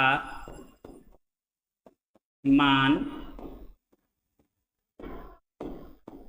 रखने पर, P स्क्वायर का मान रखने पर, P स्क्वायर का मान यहाँ पर देखिए तो P स्क्वायर का मान क्या है यहाँ पर 5 क्यू स्क्वायर है यहाँ पर, तो इसकी जगह पर लिखेंगे 5 क्यू स्क्वायर बराबर हो जाएगा 25 m स्क्वायर, है ना। अब ध्यान दीजिए तो 5 से कट जाएगा यहाँ पर, 5 चल जाएगा यहाँ पर बटा में, है ना, तो यहाँ पर हो जाएगा आपका क्यू स्क्वायर 5 चल जाएगा 5 25 यानी 5, ये क्या हो जाएगा आपका m स्क्वायर, क्या हो जाएगा यहाँ पर। अब यहाँ पर देखिए कि जो m स्क्वायर का गुणांक क्या है यहाँ पर 5 है, तो फिर इसको क्यू स्क्वायर के हम बटा में लाएंगे तो क्यू स्क्वायर बटा में हो जाएगा 5, यानी क्यू स्क्वायर को फिर 5 क्या कर रहा है विभाजित कर रहा है यहाँ पर। अब देखिए यहाँ पर लिखेंगे कि चूंकि क्यू स्क्वायर 5 से विभाजित है, विभाजित होगा, विभाजित है, लिख दीजिए विभाजित है, तो इसलिए क्यू भी 5 से विभाजित होगा, 5 से विभाजित होगा। इस तरीके से हम क्या करेंगे लिख देंगे। अब देखिए यहाँ पर यहां तक हो गया। अब क्या करेंगे, अब लिखेंगे यहाँ पर लिख देते हैं जगह इसलिए कि यहाँ पर अब नहीं है ना। अब देखिए यहाँ जो हम माने हैं, अब ध्यान दीजिए यहाँ पर यहाँ माने हैं कि माना √5 एक क्या है यहाँ पर परिमेय संख्या है, तो यह मानना तो मेरा गलत हो गया ना, यह मानना गलत हो गया। अब देखिए यहाँ कि क्यू स्क्वायर भी 5 से विभाजित है, यहाँ P भी है, जो P भी है 5 से क्या है यहाँ पर विभाजित है, तो यहाँ अगर हम 5 और 5 को दोनों को अगर हम मसा अगर निकालते हैं तो मसा 1 नहीं होगा। यहाँ पर क्या होना चाहिए मसा अगर 1 आता तो हो जाता परिमेय संख्या, तो यह मानना क्या है यहाँ पर गलत है, तो लिख देंगे कि यह मानना गलत है, लिख लेंगे अतः, इसके बाद लिखेंगे, इसके बाद हम लिखेंगे नीचे, ठीक है, लिखेंगे अतः यह मानना गलत है, यह मानना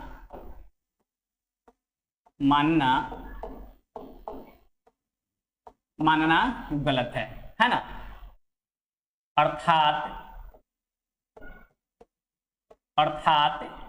√5 एक क्या है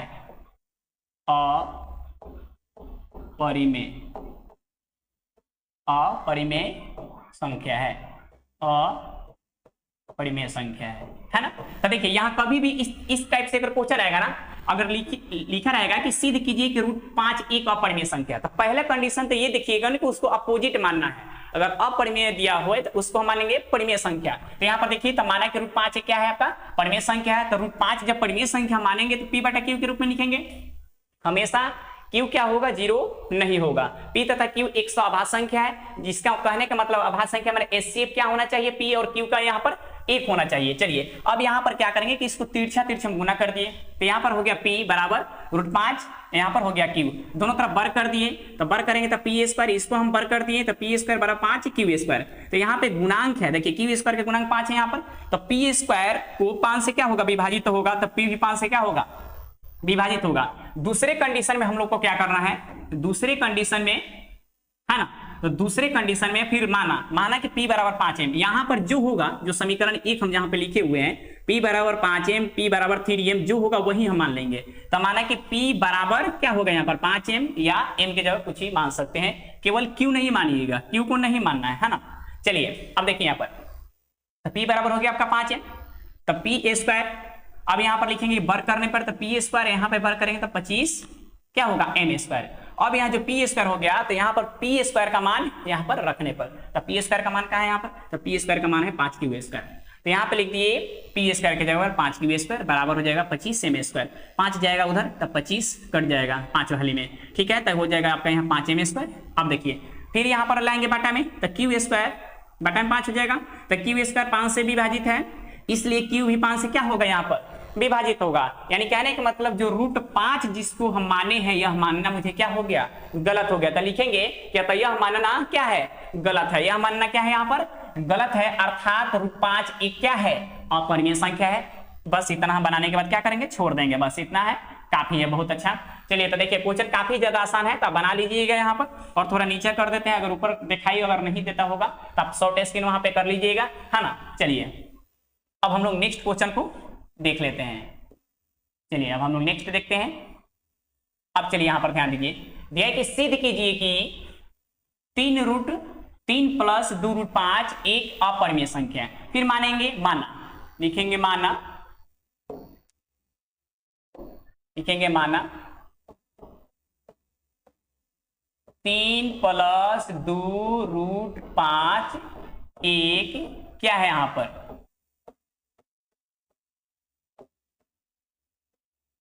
परिमेय संख्या है। क्या है यहाँ पर परिमेय संख्या है। अब यहाँ पर देखिए, तो यहाँ पर जो माने हैं 3 + 2√5 को क्या मान लिए हम, तो परिमेय संख्या मान लिए। तो पर लिखेंगे ना p बटा आपका यहाँ पर q हो जाएगा, p बटा क्या होगा, q होगा। फिर यहाँ पर लिखेंगे कि q जो होगा 0 नहीं होगा, यानी फिर इसका HCF होगा, लिखेंगे कि p तथा q क्या है, एक अभाज्य संख्या, यानी कहने का मतलब जो होगा HCF p q का क्या होगा यहाँ पर 1 होना चाहिए, क्या होगा 1।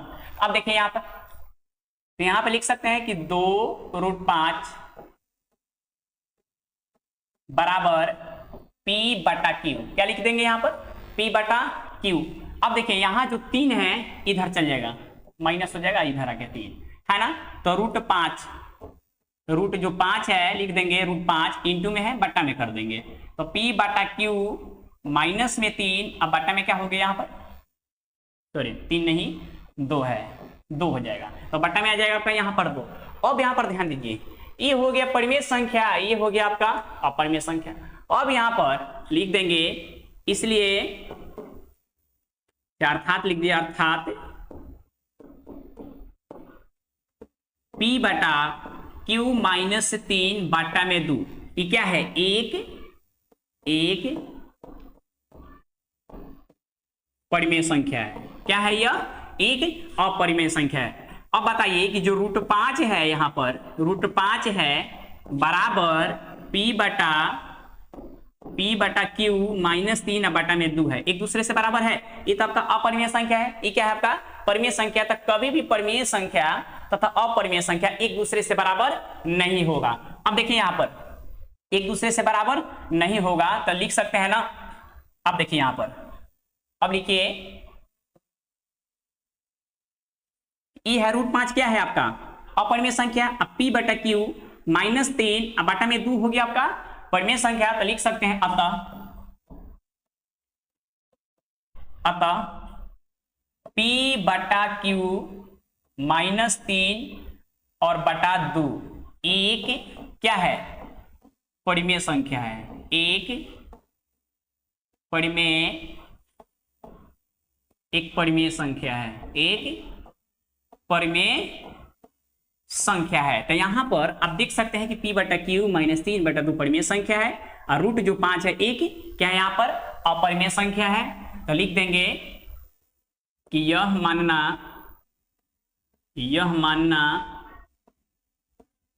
क्या है, गलत है। यह मानना गलत है, अतः रूट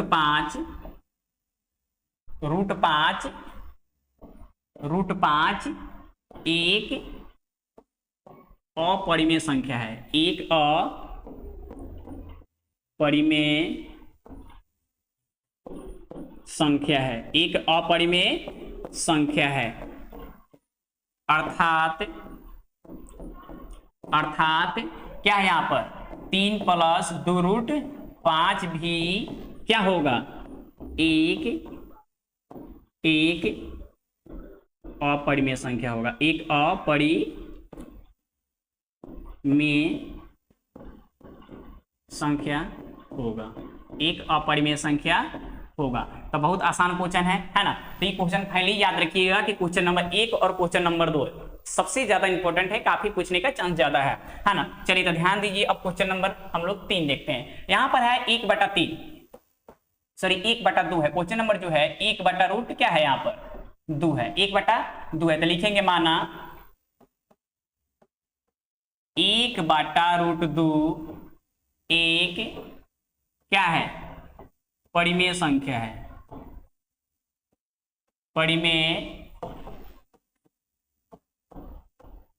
परिमेय संख्या है। हमेशा एक क्या करेंगे ना कि अपोजिट मानेंगे। अगर अपरिमेय दिया होगा तो हमेशा क्या करेंगे, उसको हम परिमेय संख्या मानेंगे। अब यहां पर ध्यान दीजिए, यहां तो मान लीजिए कि 1/2 है, क्या माने हैं, 1/2 को परिमेय संख्या। तो इसको हम लिखेंगे ना p/q लिखेंगे कि जहां q नॉट इक्वल टू 0, और फिर लिख देंगे कि HCF p, q का जो होगा क्या होगा, 1 होगा, है ना। चलिए अब यहां पर ध्यान दीजिए एक और बात कि मान लीजिए कि 3/2 क्या है, यहां पर परिमेय संख्या है। तो इसको अगर हम पलट देते हैं, 2 को ऊपर अगर हम 3 को नीचे अगर हम लिख देते हैं तब भी क्या होगा, परिमेय संख्या होगा। यानी 3/2 भी परिमेय संख्या होगा और 2/3 भी क्या होगा, परिमेय संख्या होगा, है ना। चलिए तो यहां पर ध्यान दीजिए कि जो 1/√2 है इसको हम पलटने पर, यहां भी पलट देते हैं। तो लिखेंगे पलटने पर, माने व्युत्क्रम करने पर, पलटने पर तो √2 चल जाएगा ऊपर, बट्टा में आ जाएगा p और बट्टा में हो जाएगा आपका q, p और बट्टा में हो जाएगा आपका q हो जाएगा। अब ध्यान दीजिए यहां पर तो लिख सकते हैं ना कि p/q एक, यहां पे लिख देंगे कि हम जानते हैं कि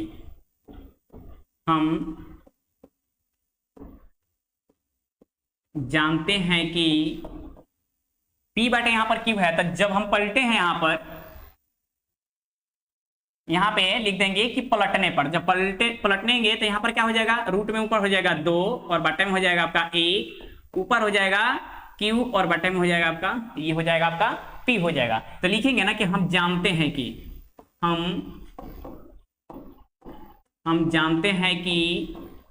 q/p एक, p/q एक परिमेय संख्या है,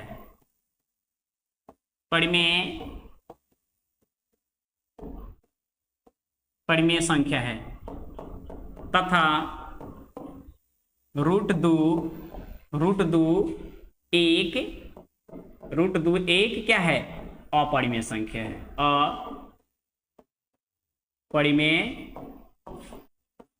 अपरिमेय संख्या है, क्या है, अपरिमेय संख्या है ना। चलिए अब यहां पर लिख देंगे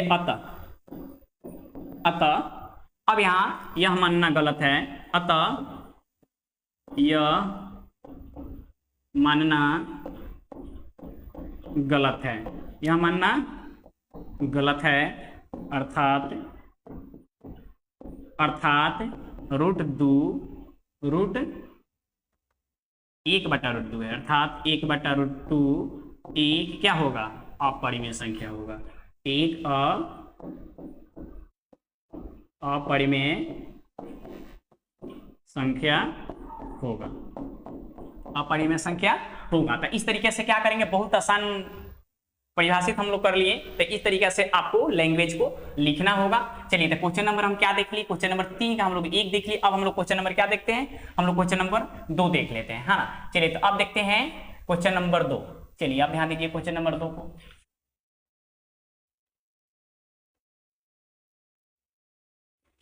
तो क्वेश्चन नंबर 2 क्या बोल रहे हैं यहाँ पर, ध्यान दीजिए। क्वेश्चन नंबर जो 2 है आपका लिखा है 7√5 है। कितना है यहाँ पर, 7√5 है। तो यहाँ पर मानेंगे, लिखेंगे माना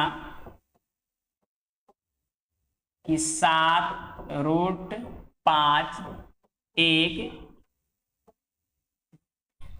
माना कि 7√5 एक क्या है,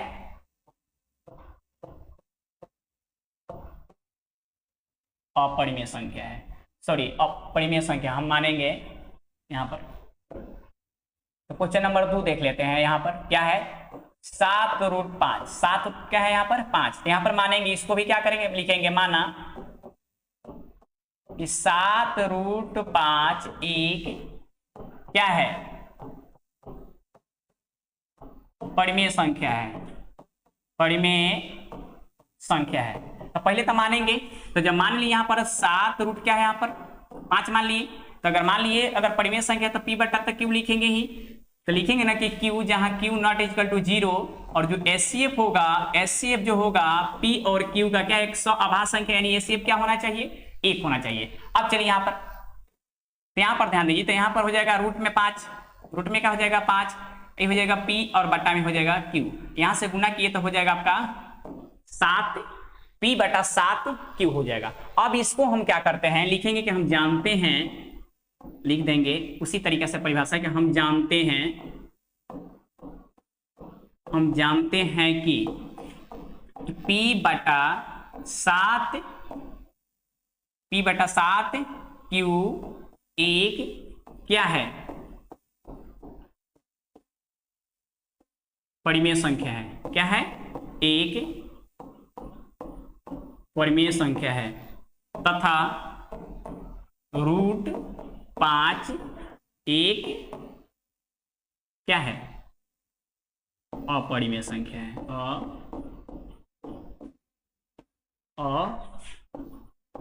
अपरिमेय संख्या है। अब समझ में आ गया, इस p बटा जो 7q है यह एक क्या है, परिमेय संख्या, और रूट जो 5 है ये क्या है आपका, अपरिमेय संख्या। अब लिख देंगे अतः यह मानना गलत है, यह मानना गलत है, यह मानना गलत है, अर्थात क्या है यहाँ पर 7√5 एक क्या है,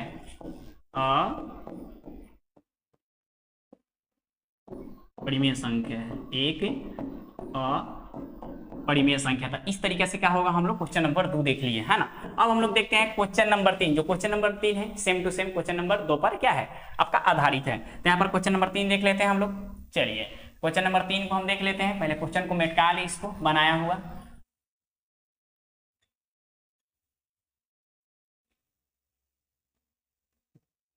चलिए, अब क्वेश्चन नंबर हम लोग 3 देख लेते हैं। तो क्वेश्चन नंबर 3 क्या है, यहाँ पर ध्यान देंगे। क्वेश्चन नंबर 3 है आपका 6 प्लस रूट में क्या है, यहाँ पर 2 है। तो इसको भी क्या करेंगे, p बटा q के रूप में मानेंगे ही। तो लिखेंगे माना, तो इसको हम डायरेक्ट बना देते हैं। तो लिख देते हैं कि 6 प्लस रूट 2 होगा, जो क्या होगा p बटा q, p बटा q लिख देंगे कि जहाँ q नॉट इक्वल टू 0, और जो एचसीएफ होगा p और q का क्या होगा यहाँ पर f होगा। हम लिख देंगे यहाँ पर कि माना कि 6 प्लस रूट 2 एक क्या है, परिमेय संख्या। चलिए, अब यहाँ पर ध्यान दीजिए, तो ये हो जाएगा ना कि रूट 2 p बटा q और माइनस में क्या हो जाएगा, यहाँ पर 6 हो जाएगा।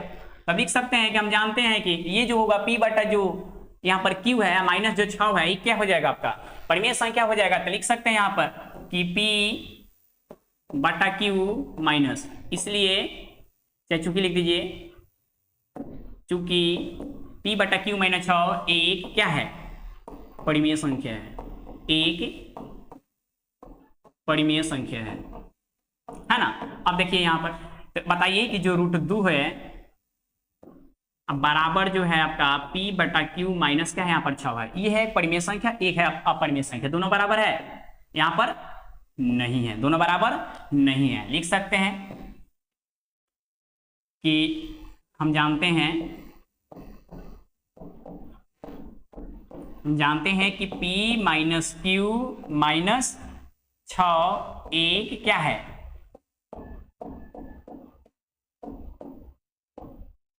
परिमेय संख्या है, परिमेय संख्या है, तथा रूट 2 अपरिमेय संख्या है, अपरिमेय संख्या है, अपरिमेय संख्या है।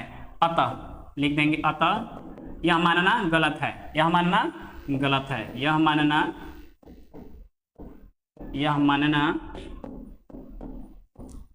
गलत है। अर्थात 6 प्लस रूट 2 एक क्या है, 6 प्लस रूट 2 एक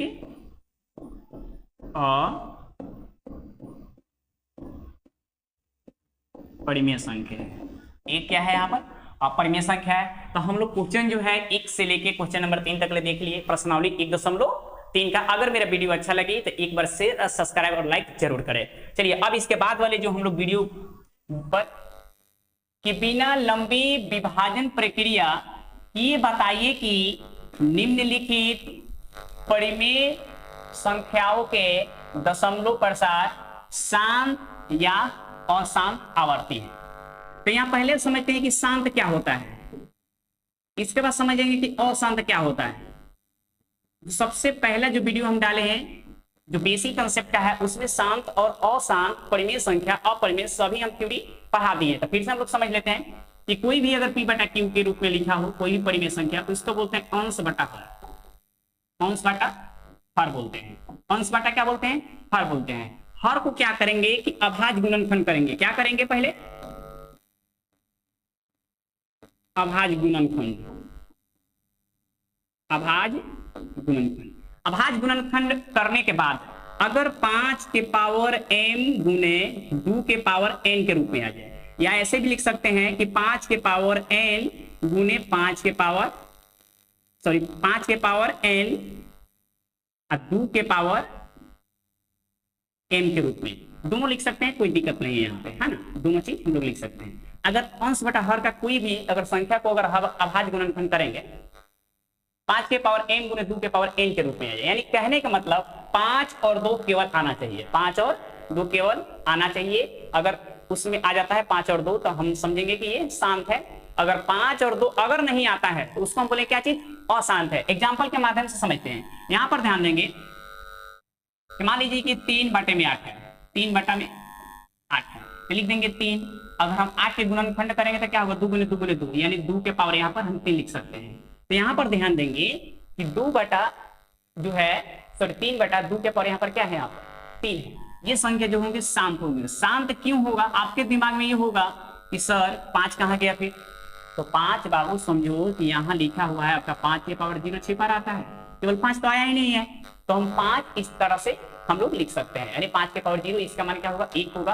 अगर 1 में हम गुना करते हैं 2 के पावर 3 में, तो इसका कोई संख्या में बदलाव नहीं होगा। अब एक और बात देखते हैं, मानते हैं कि अगर 3 बटा अगर 25 करते हैं तो ये हो जाएगा ना 3 बटा 5 के स्क्वायर, ये भी संख्या क्या होगा, शांत होगा। फिर पूछेगा सर 2 फिर क्या होगा, तो ऐसा ही कर सकते हैं कि 2 के पावर क्या कर सकते हैं हम, 0, 2 के पावर क्या कर सकते हैं हम लोग, 0। इसलिए किसी भी संख्या के पावर 0 उसका मान क्या होता है, 1 होता है। क्या होता है, 1 होता है। तो इसलिए क्या होगा, ये भी क्या होगा, शांत होगा, ये भी क्या होगा आपका, ये शांत होगा।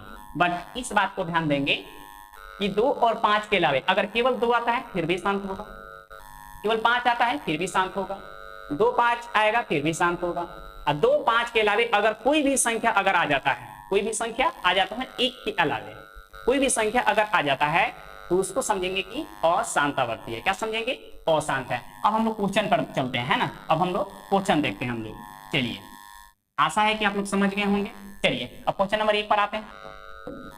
तो यहां पर ध्यान दीजिए, जो क्वेश्चन नंबर 1 है 13/3100 आपका क्या है यहाँ पर 25 है।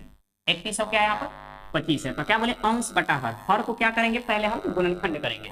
तो इस तरह से हम गुणनखंड कर लेंगे। यहाँ पर 3100 क्या है यहाँ पर 25 है, तो 5 से कर लेते हैं हम। तो हो जाएगा आपका 5 छक 30 हो जाएगा, 5 गुना का 10 हो जाएगा, 5 25 हो जाएगा, है ना। फिर 5 से कर लेते हैं, 5 एकम 1, 5 दूनी 10, 5 दूनी 10 और 5 25 हो जाएगा। फिर 5 से कर लेते हैं, तो 5 दूनी 10, 5 25 हो जाएगा। फिर 5 से फिर क्या हो जाएगा यहाँ पर 5 25 हो जाएगा। तो यहाँ पर आप देख सकते हैं कि 13 अब बटा 5 कितना आ गया 1 2 3 4 यानी 5 है। 1 2 3 4 5 यानी 5 के पावर क्या हो गया यहाँ पर 5 हो गया। ये क्या है आपका शांत हो जाएगा। क्या होगा शांत होगा। हम लिख देंगे कि हर का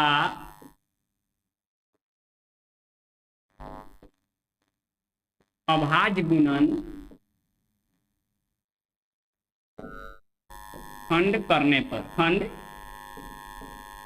करने पर 5 के पावर m गुने 2 के पावर n का रूप में होता है। इस तरह से लिख देंगे। फिर लिख देंगे अतः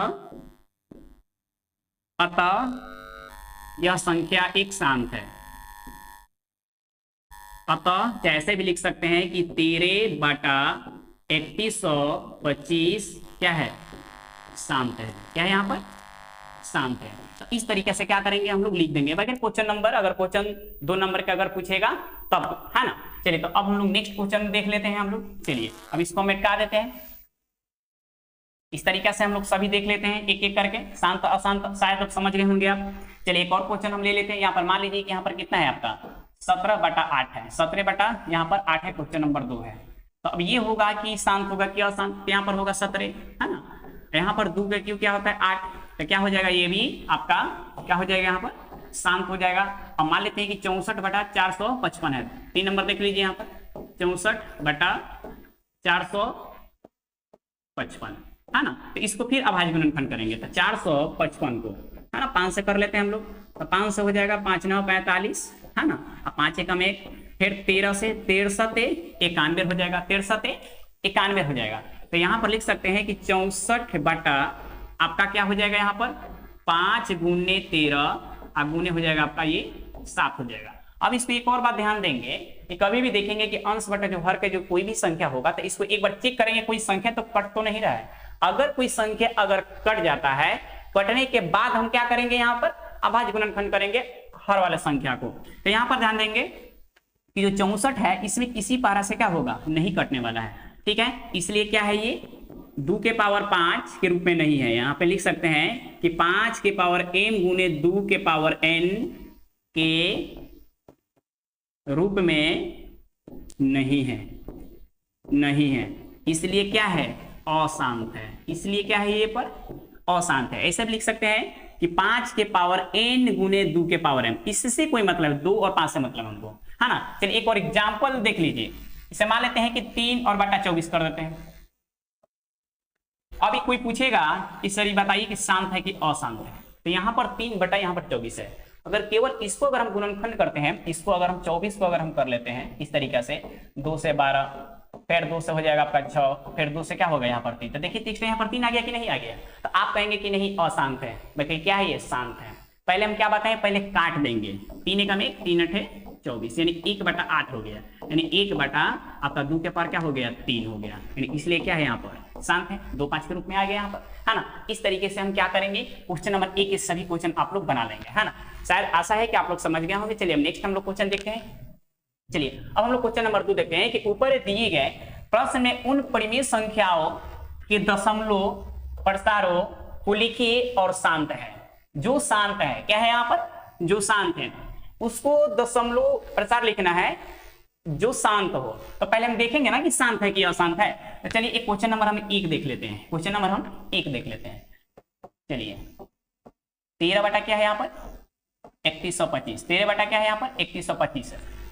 तो अभी इसके पहले ही हम लोग क्वेश्चन बनाए हैं 13 बटा 3125 को, है ना। तो चलिए इसको लिख लेंगे ना। तो 13 बटा 3125 को कितना आया था 5 के पावर यहाँ पर 5 आया था। इसको क्या करना है कि जब शांत है तो पहले नंबर पे क्या है यहाँ पर शांत है ना। अब इसको हमको दशमलव प्रचार करना है। कैसे करना है ये ध्यान दीजिए। हम लोग ऐसे संख्या से ऊपर नीचे गुना करें कि जो संख्या पावर सेम टू सेम हो जाए और गुना करने पर क्या आ जाए 10 आ जाए। तो यहाँ पर लिख सकते हैं कहा कि 2 के पावर 5, 2 के पावर 5 बाटा लिख सकते हैं 2 के पावर 5। संख्या तो कट कर 1 होगा, सवाल में कोई इफेक्ट नहीं पड़ने वाला है। अब यहां पर ध्यान देंगे, यहां जो होगा आप समझ सकते हैं कि इसको लिख सकते हैं 13 गुना 2 के पावर 5 हो जाएगा। तो 2 के पावर 5 के मतलब हो गया कि 2 कितना हो जाएगा आपका 5 हो जाएगा। 2 कितना हो जाएगा आपका ये 5 है। 2 दूना 4 हो जाएगा, 4 दूना 8 हो जाएगा, 8 दूना 16, 16 दूना क्या हो जाएगा यहाँ पर 32 हो जाएगा। 16 दूना क्या हो गया यहाँ पर 32 हो जाएगा। अब ध्यान दीजिए इसको लिख सकते हैं कहा कि 5 गुने 2 के पावर 5। इसको लिख सकते हैं 5 गुने 2 के पावर आपका ये दोनों 5 हो गया, यानी गुना दोनों के पावर में 5 हो गया। अब यहां पर ध्यान दीजिए, अब इसको क्या करते हैं, अब जो है 32 में 13 से गुना करते हैं। तो 13 दूना क्या हो जाएगा आपका ये 26 हो जाएगा। अब 13 39, 39 में 2 जोड़ देंगे आपका हो जाएगा 41, यानी 416 हो जाएगा। बात समझ में आ रहा है यहाँ पर। अब ध्यान दीजिए, अब हम क्या करेंगे इसको गुना कर देंगे अंदर को, यानी 5 गुना क्या हो जाएगा यहाँ पर 10। 10 के पावर कितना है यहाँ पर 5 हो गया। 10 के पावर क्या हो गया यहाँ पर 5 हो गया। अब ध्यान दीजिए इसको लिख देंगे 4 1 6 अब बटा, यानी 10 के पावर 5 है, यानी 10 के पावर 5 यानी 10 गुने 10 कितना लिखेंगे 5 वाले लिखेंगे, यानी 5 में 0 हो जाएगा। कितना 0 हो जाएगा यहाँ पर 5 में 0 हो जाएगा। कितना हो जाएगा आपका 5 में 0। तो आप जानते हैं ना कि एक पर जितना संख्या रहता है बटा में कितना है 1 2 3 4 5, पांचवें स्थान के बाद क्या लगा देंगे हम दशमलव लगा देंगे यहाँ पे। तो कितना यहाँ पर 6 है, 1 हो जाएगा, 4 हो जाएगा, इसके बाद 1 0 हो जाएगा, 2 0 हो जाएगा, 5 संख्या हो गया। इसके बाद दशमलव लगा देंगे, यहाँ पर क्या लगा देंगे आपको 0 लगा देंगे। यही हो गया आपको दशमलव प्रचार। तो इसी प्रकार से क्या करना है कि जब भी संख्या इतना आ जाए ऊपर नीचे क्या करना है कि यही संख्या को 2 मानकर ऊपर नीचे गुना हमको कर लेना है। अब फिर भी ये देखना है ना कि पावर सेम टू सेम होना चाहिए। ऐसा नहीं है कि यही संख्या को हम लेकर गुना कर सकते हैं, हमेशा ऐसा करना है कि केवल गुना करने पर क्या आ जाए यहाँ पर 10 आ जाए। तो इस तरीका से दशमलव प्रचार आप लोग करेंगे। क्वेश्चन नंबर याद रखिएगा कि ऐसा क्वेश्चन हमेशा हर साल 2 नंबर के क्वेश्चन आपको पूछेगा ही पूछेगा, शांत ऑब्जेक्टिव पूछेगा। चलिए अब हम लोग नेक्स्ट क्वेश्चन एक और देख लेते हैं। इसी प्रकार से एक और क्वेश्चन देख लेते हैं 2 नंबर का। चलिए इसको मेटकाते हैं, 2 नंबर देख लेते हैं यहाँ पर। तो 2 नंबर क्या है यहाँ पर ध्यान दीजिएगा। 2 नंबर है आपका 17 बटा में 8, 17 बटा में 8 है। तो इसको लिख सकते हैं ना कि 17 और 2 के पावर क्या हो जाएगा यहाँ पर 3 हो जाएगा। तो इसको क्या करेंगे यहाँ पर, अब यहाँ पर 2 है तो इसका मतलब क्या समझ रहे हैं कि यहाँ पर 5 के पावर 3 और यहाँ भी 5 के पावर 3 से गुना कर देंगे। तब तक ये जो पावर होगा सेम होना चाहिए, पावर जो होगा क्या होना चाहिए सेम होगा। तो ये दोनों का क्या हो जाएगा आपका ये गुना हो जाएगा, पावर सेम टू सेम लिखा जाएगा। आया बात समझ में। चलिए अब यहाँ पर ध्यान दीजिए, घातांक के नियम से आपको इस तरीके से आप पढ़े होंगे, ए गुने बी, ए गुने बी आप पावर लिख दीजिए सेम टू आपका सेम हो जाएगा। तो ये ए और बी में क्या हो जाता है गुना हो जाता है। ए और बी में क्या होगा यहाँ पर गुना हो जाएगा, आप पावर एम लिख देंगे। बात आया समझ में। चलिए अब यहाँ पर ध्यान दीजिएगा, यहाँ जो है यहाँ पर लिखेंगे 17 गुने 5 के क्यू करेंगे, यानी हो जाएगा आपका 125 हो जाएगा। अब बटा 2 के क्यू और यहाँ 5 के क्यू। देखिए तो यहाँ पर जो पावर सेम है तो बेस को क्या करेंगे गुना कर देंगे, यानी हो जाएगा यहाँ पर 2 गुने 5 अब पावर हो जाएगा कितना यहाँ पर 3 हो जाएगा, है ना। तो इसको गुना कर दीजिए, यहाँ पे इसको गुना कर दीजिए तो कितना हो जाएगा आपका 125 गुने है 17, है ना। तो गुना कर दीजिए, 7 5 35 के 5 हो जाएगा, हासिल 3, 7 दूना 14 और 3 17 हो जाएगा, है ना। और 7 एकम 7 और 1 8 हो जाएगा। यहाँ हो जाएगा आपका 5 हो जाएगा, 1 में 2 से गुना करेंगे 2 हो जाएगा और 1 हो जाएगा, 5 हो जाएगा, 7 5 12 के 2 हो जाएगा, 10 1 11 और एक के कितना हो जाएगा यहाँ पर 2 हो जाएगा, तो ये आ गया 2125 आ गया। यहाँ पे आ गया आपका 2100, ये 25 आ जाएगा, आइए हो जाएगा 5 दूना का 10, 10 के पावर 3 यानी हो जाएगा आपका, ये आ जाएगा आपका 1000 आ जाएगा। क्या आएगा यहाँ पे 1000 आएगा।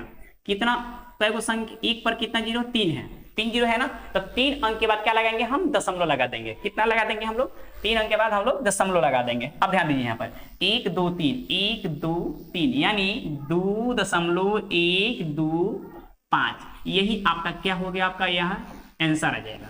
क्या आ जाएगा यहाँ पर आंसर आ जाएगा। तो क्वेश्चन नंबर हम लोग कितना देख लिए यहाँ पर, तो क्वेश्चन नंबर 2 हम देख लिए। क्वेश्चन नंबर 1 और देख लेते हैं इसी प्रकार से, है ना। तो क्वेश्चन इसको हम मिटाते हैं। अब चलिए अब हम लोग क्वेश्चन नेक्स्ट देखते हैं।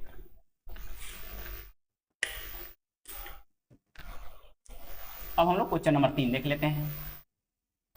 यहां पर ध्यान दीजिए, क्वेश्चन नंबर 3 कितना है यहाँ पर, 64/455,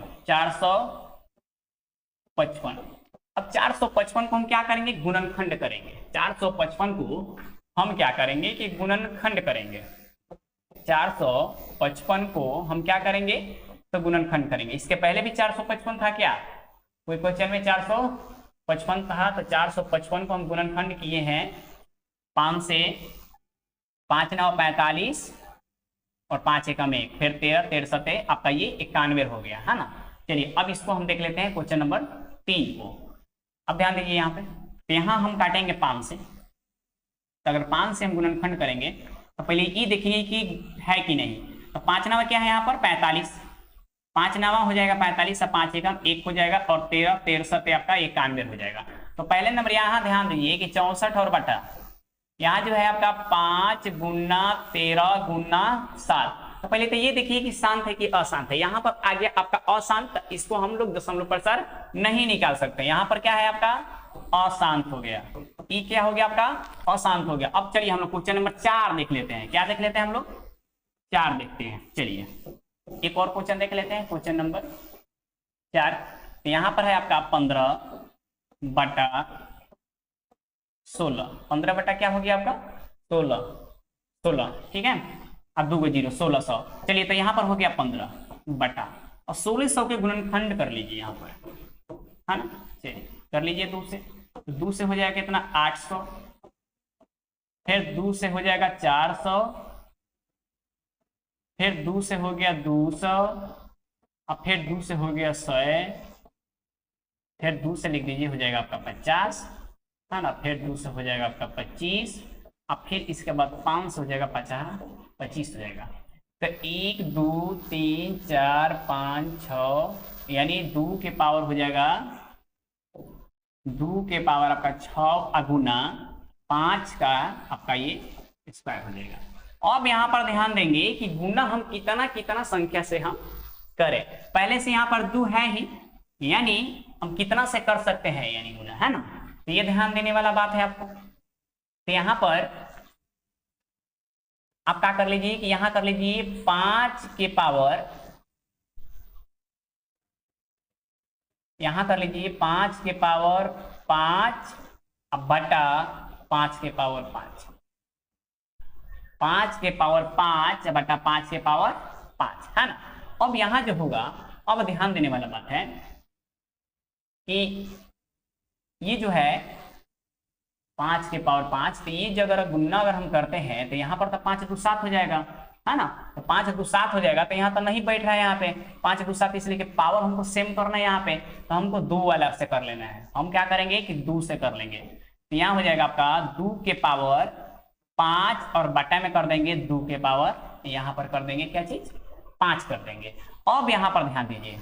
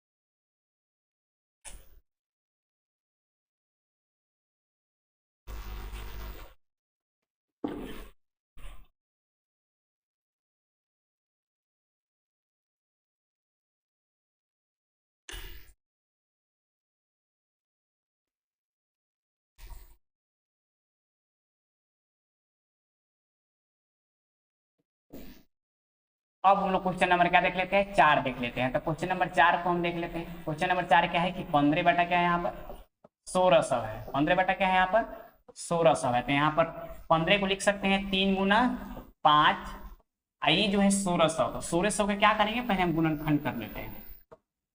तो 1600 का क्या हो जाएगा आपका 800, फिर 2 से क्या हो जाएगा आपका 400, फिर 2 से हो जाएगा आपका 200, फिर 2 से करेंगे तो हो जाएगा 100, फिर 2 से करेंगे तो हो जाएगा 50, फिर 2 से करेंगे तो हो जाएगा 25, फिर 5 से करेंगे हो जाएगा आपका 50 25, 1 2 3 4 5 6, यानी 2 के पावर कितना हो जाएगा, यहाँ पर 2 के पावर लिख सकते हैं, 2 के पावर 6 लिख सकते हैं। अब 5 कितना है आपका 5 गुने ये 5 है, तो ये को से कट जाएगा।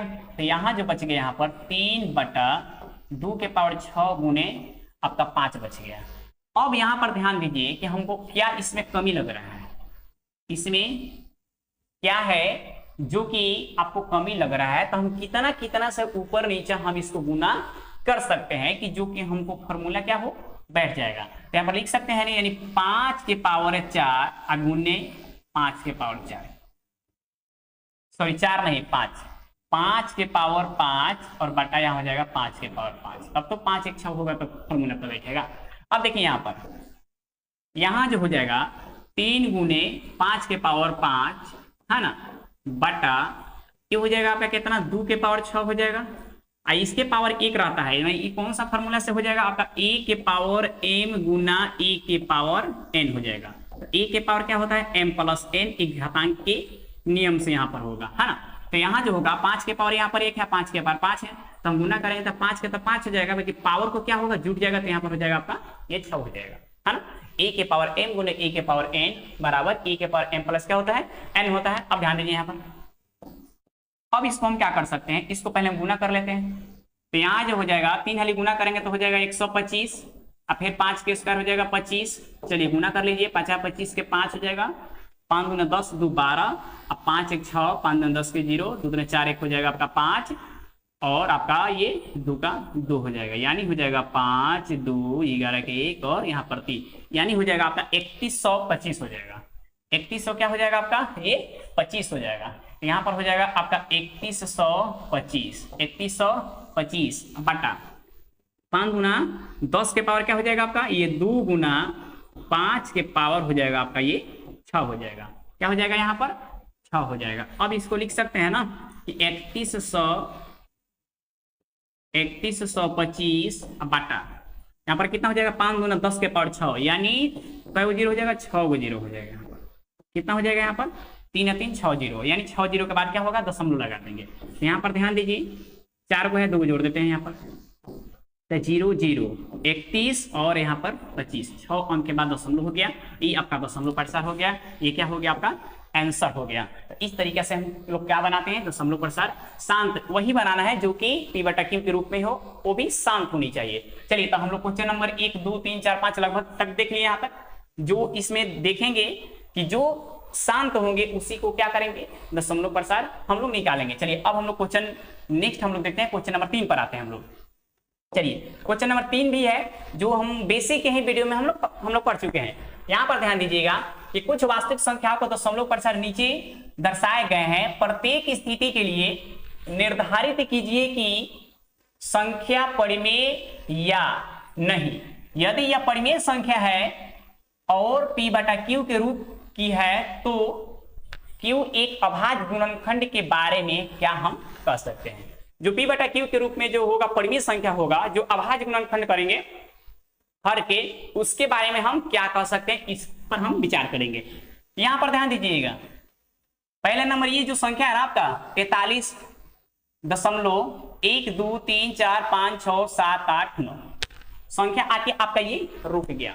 अगर कोई भी संख्या अगर दशमलव को भाग करते हैं, अगर वो संख्या अगर रुक जाता है तो ये संख्या जो होगा परिमेय संख्या होगा। अब क्यों होगा, यहां पर देखिए, यहां पे आंसर लिखा हुआ है क्योंकि इसका दशमलव प्रसार शांत है, इसलिए यह परिमेय संख्या है और P बटा Q के रूप की है।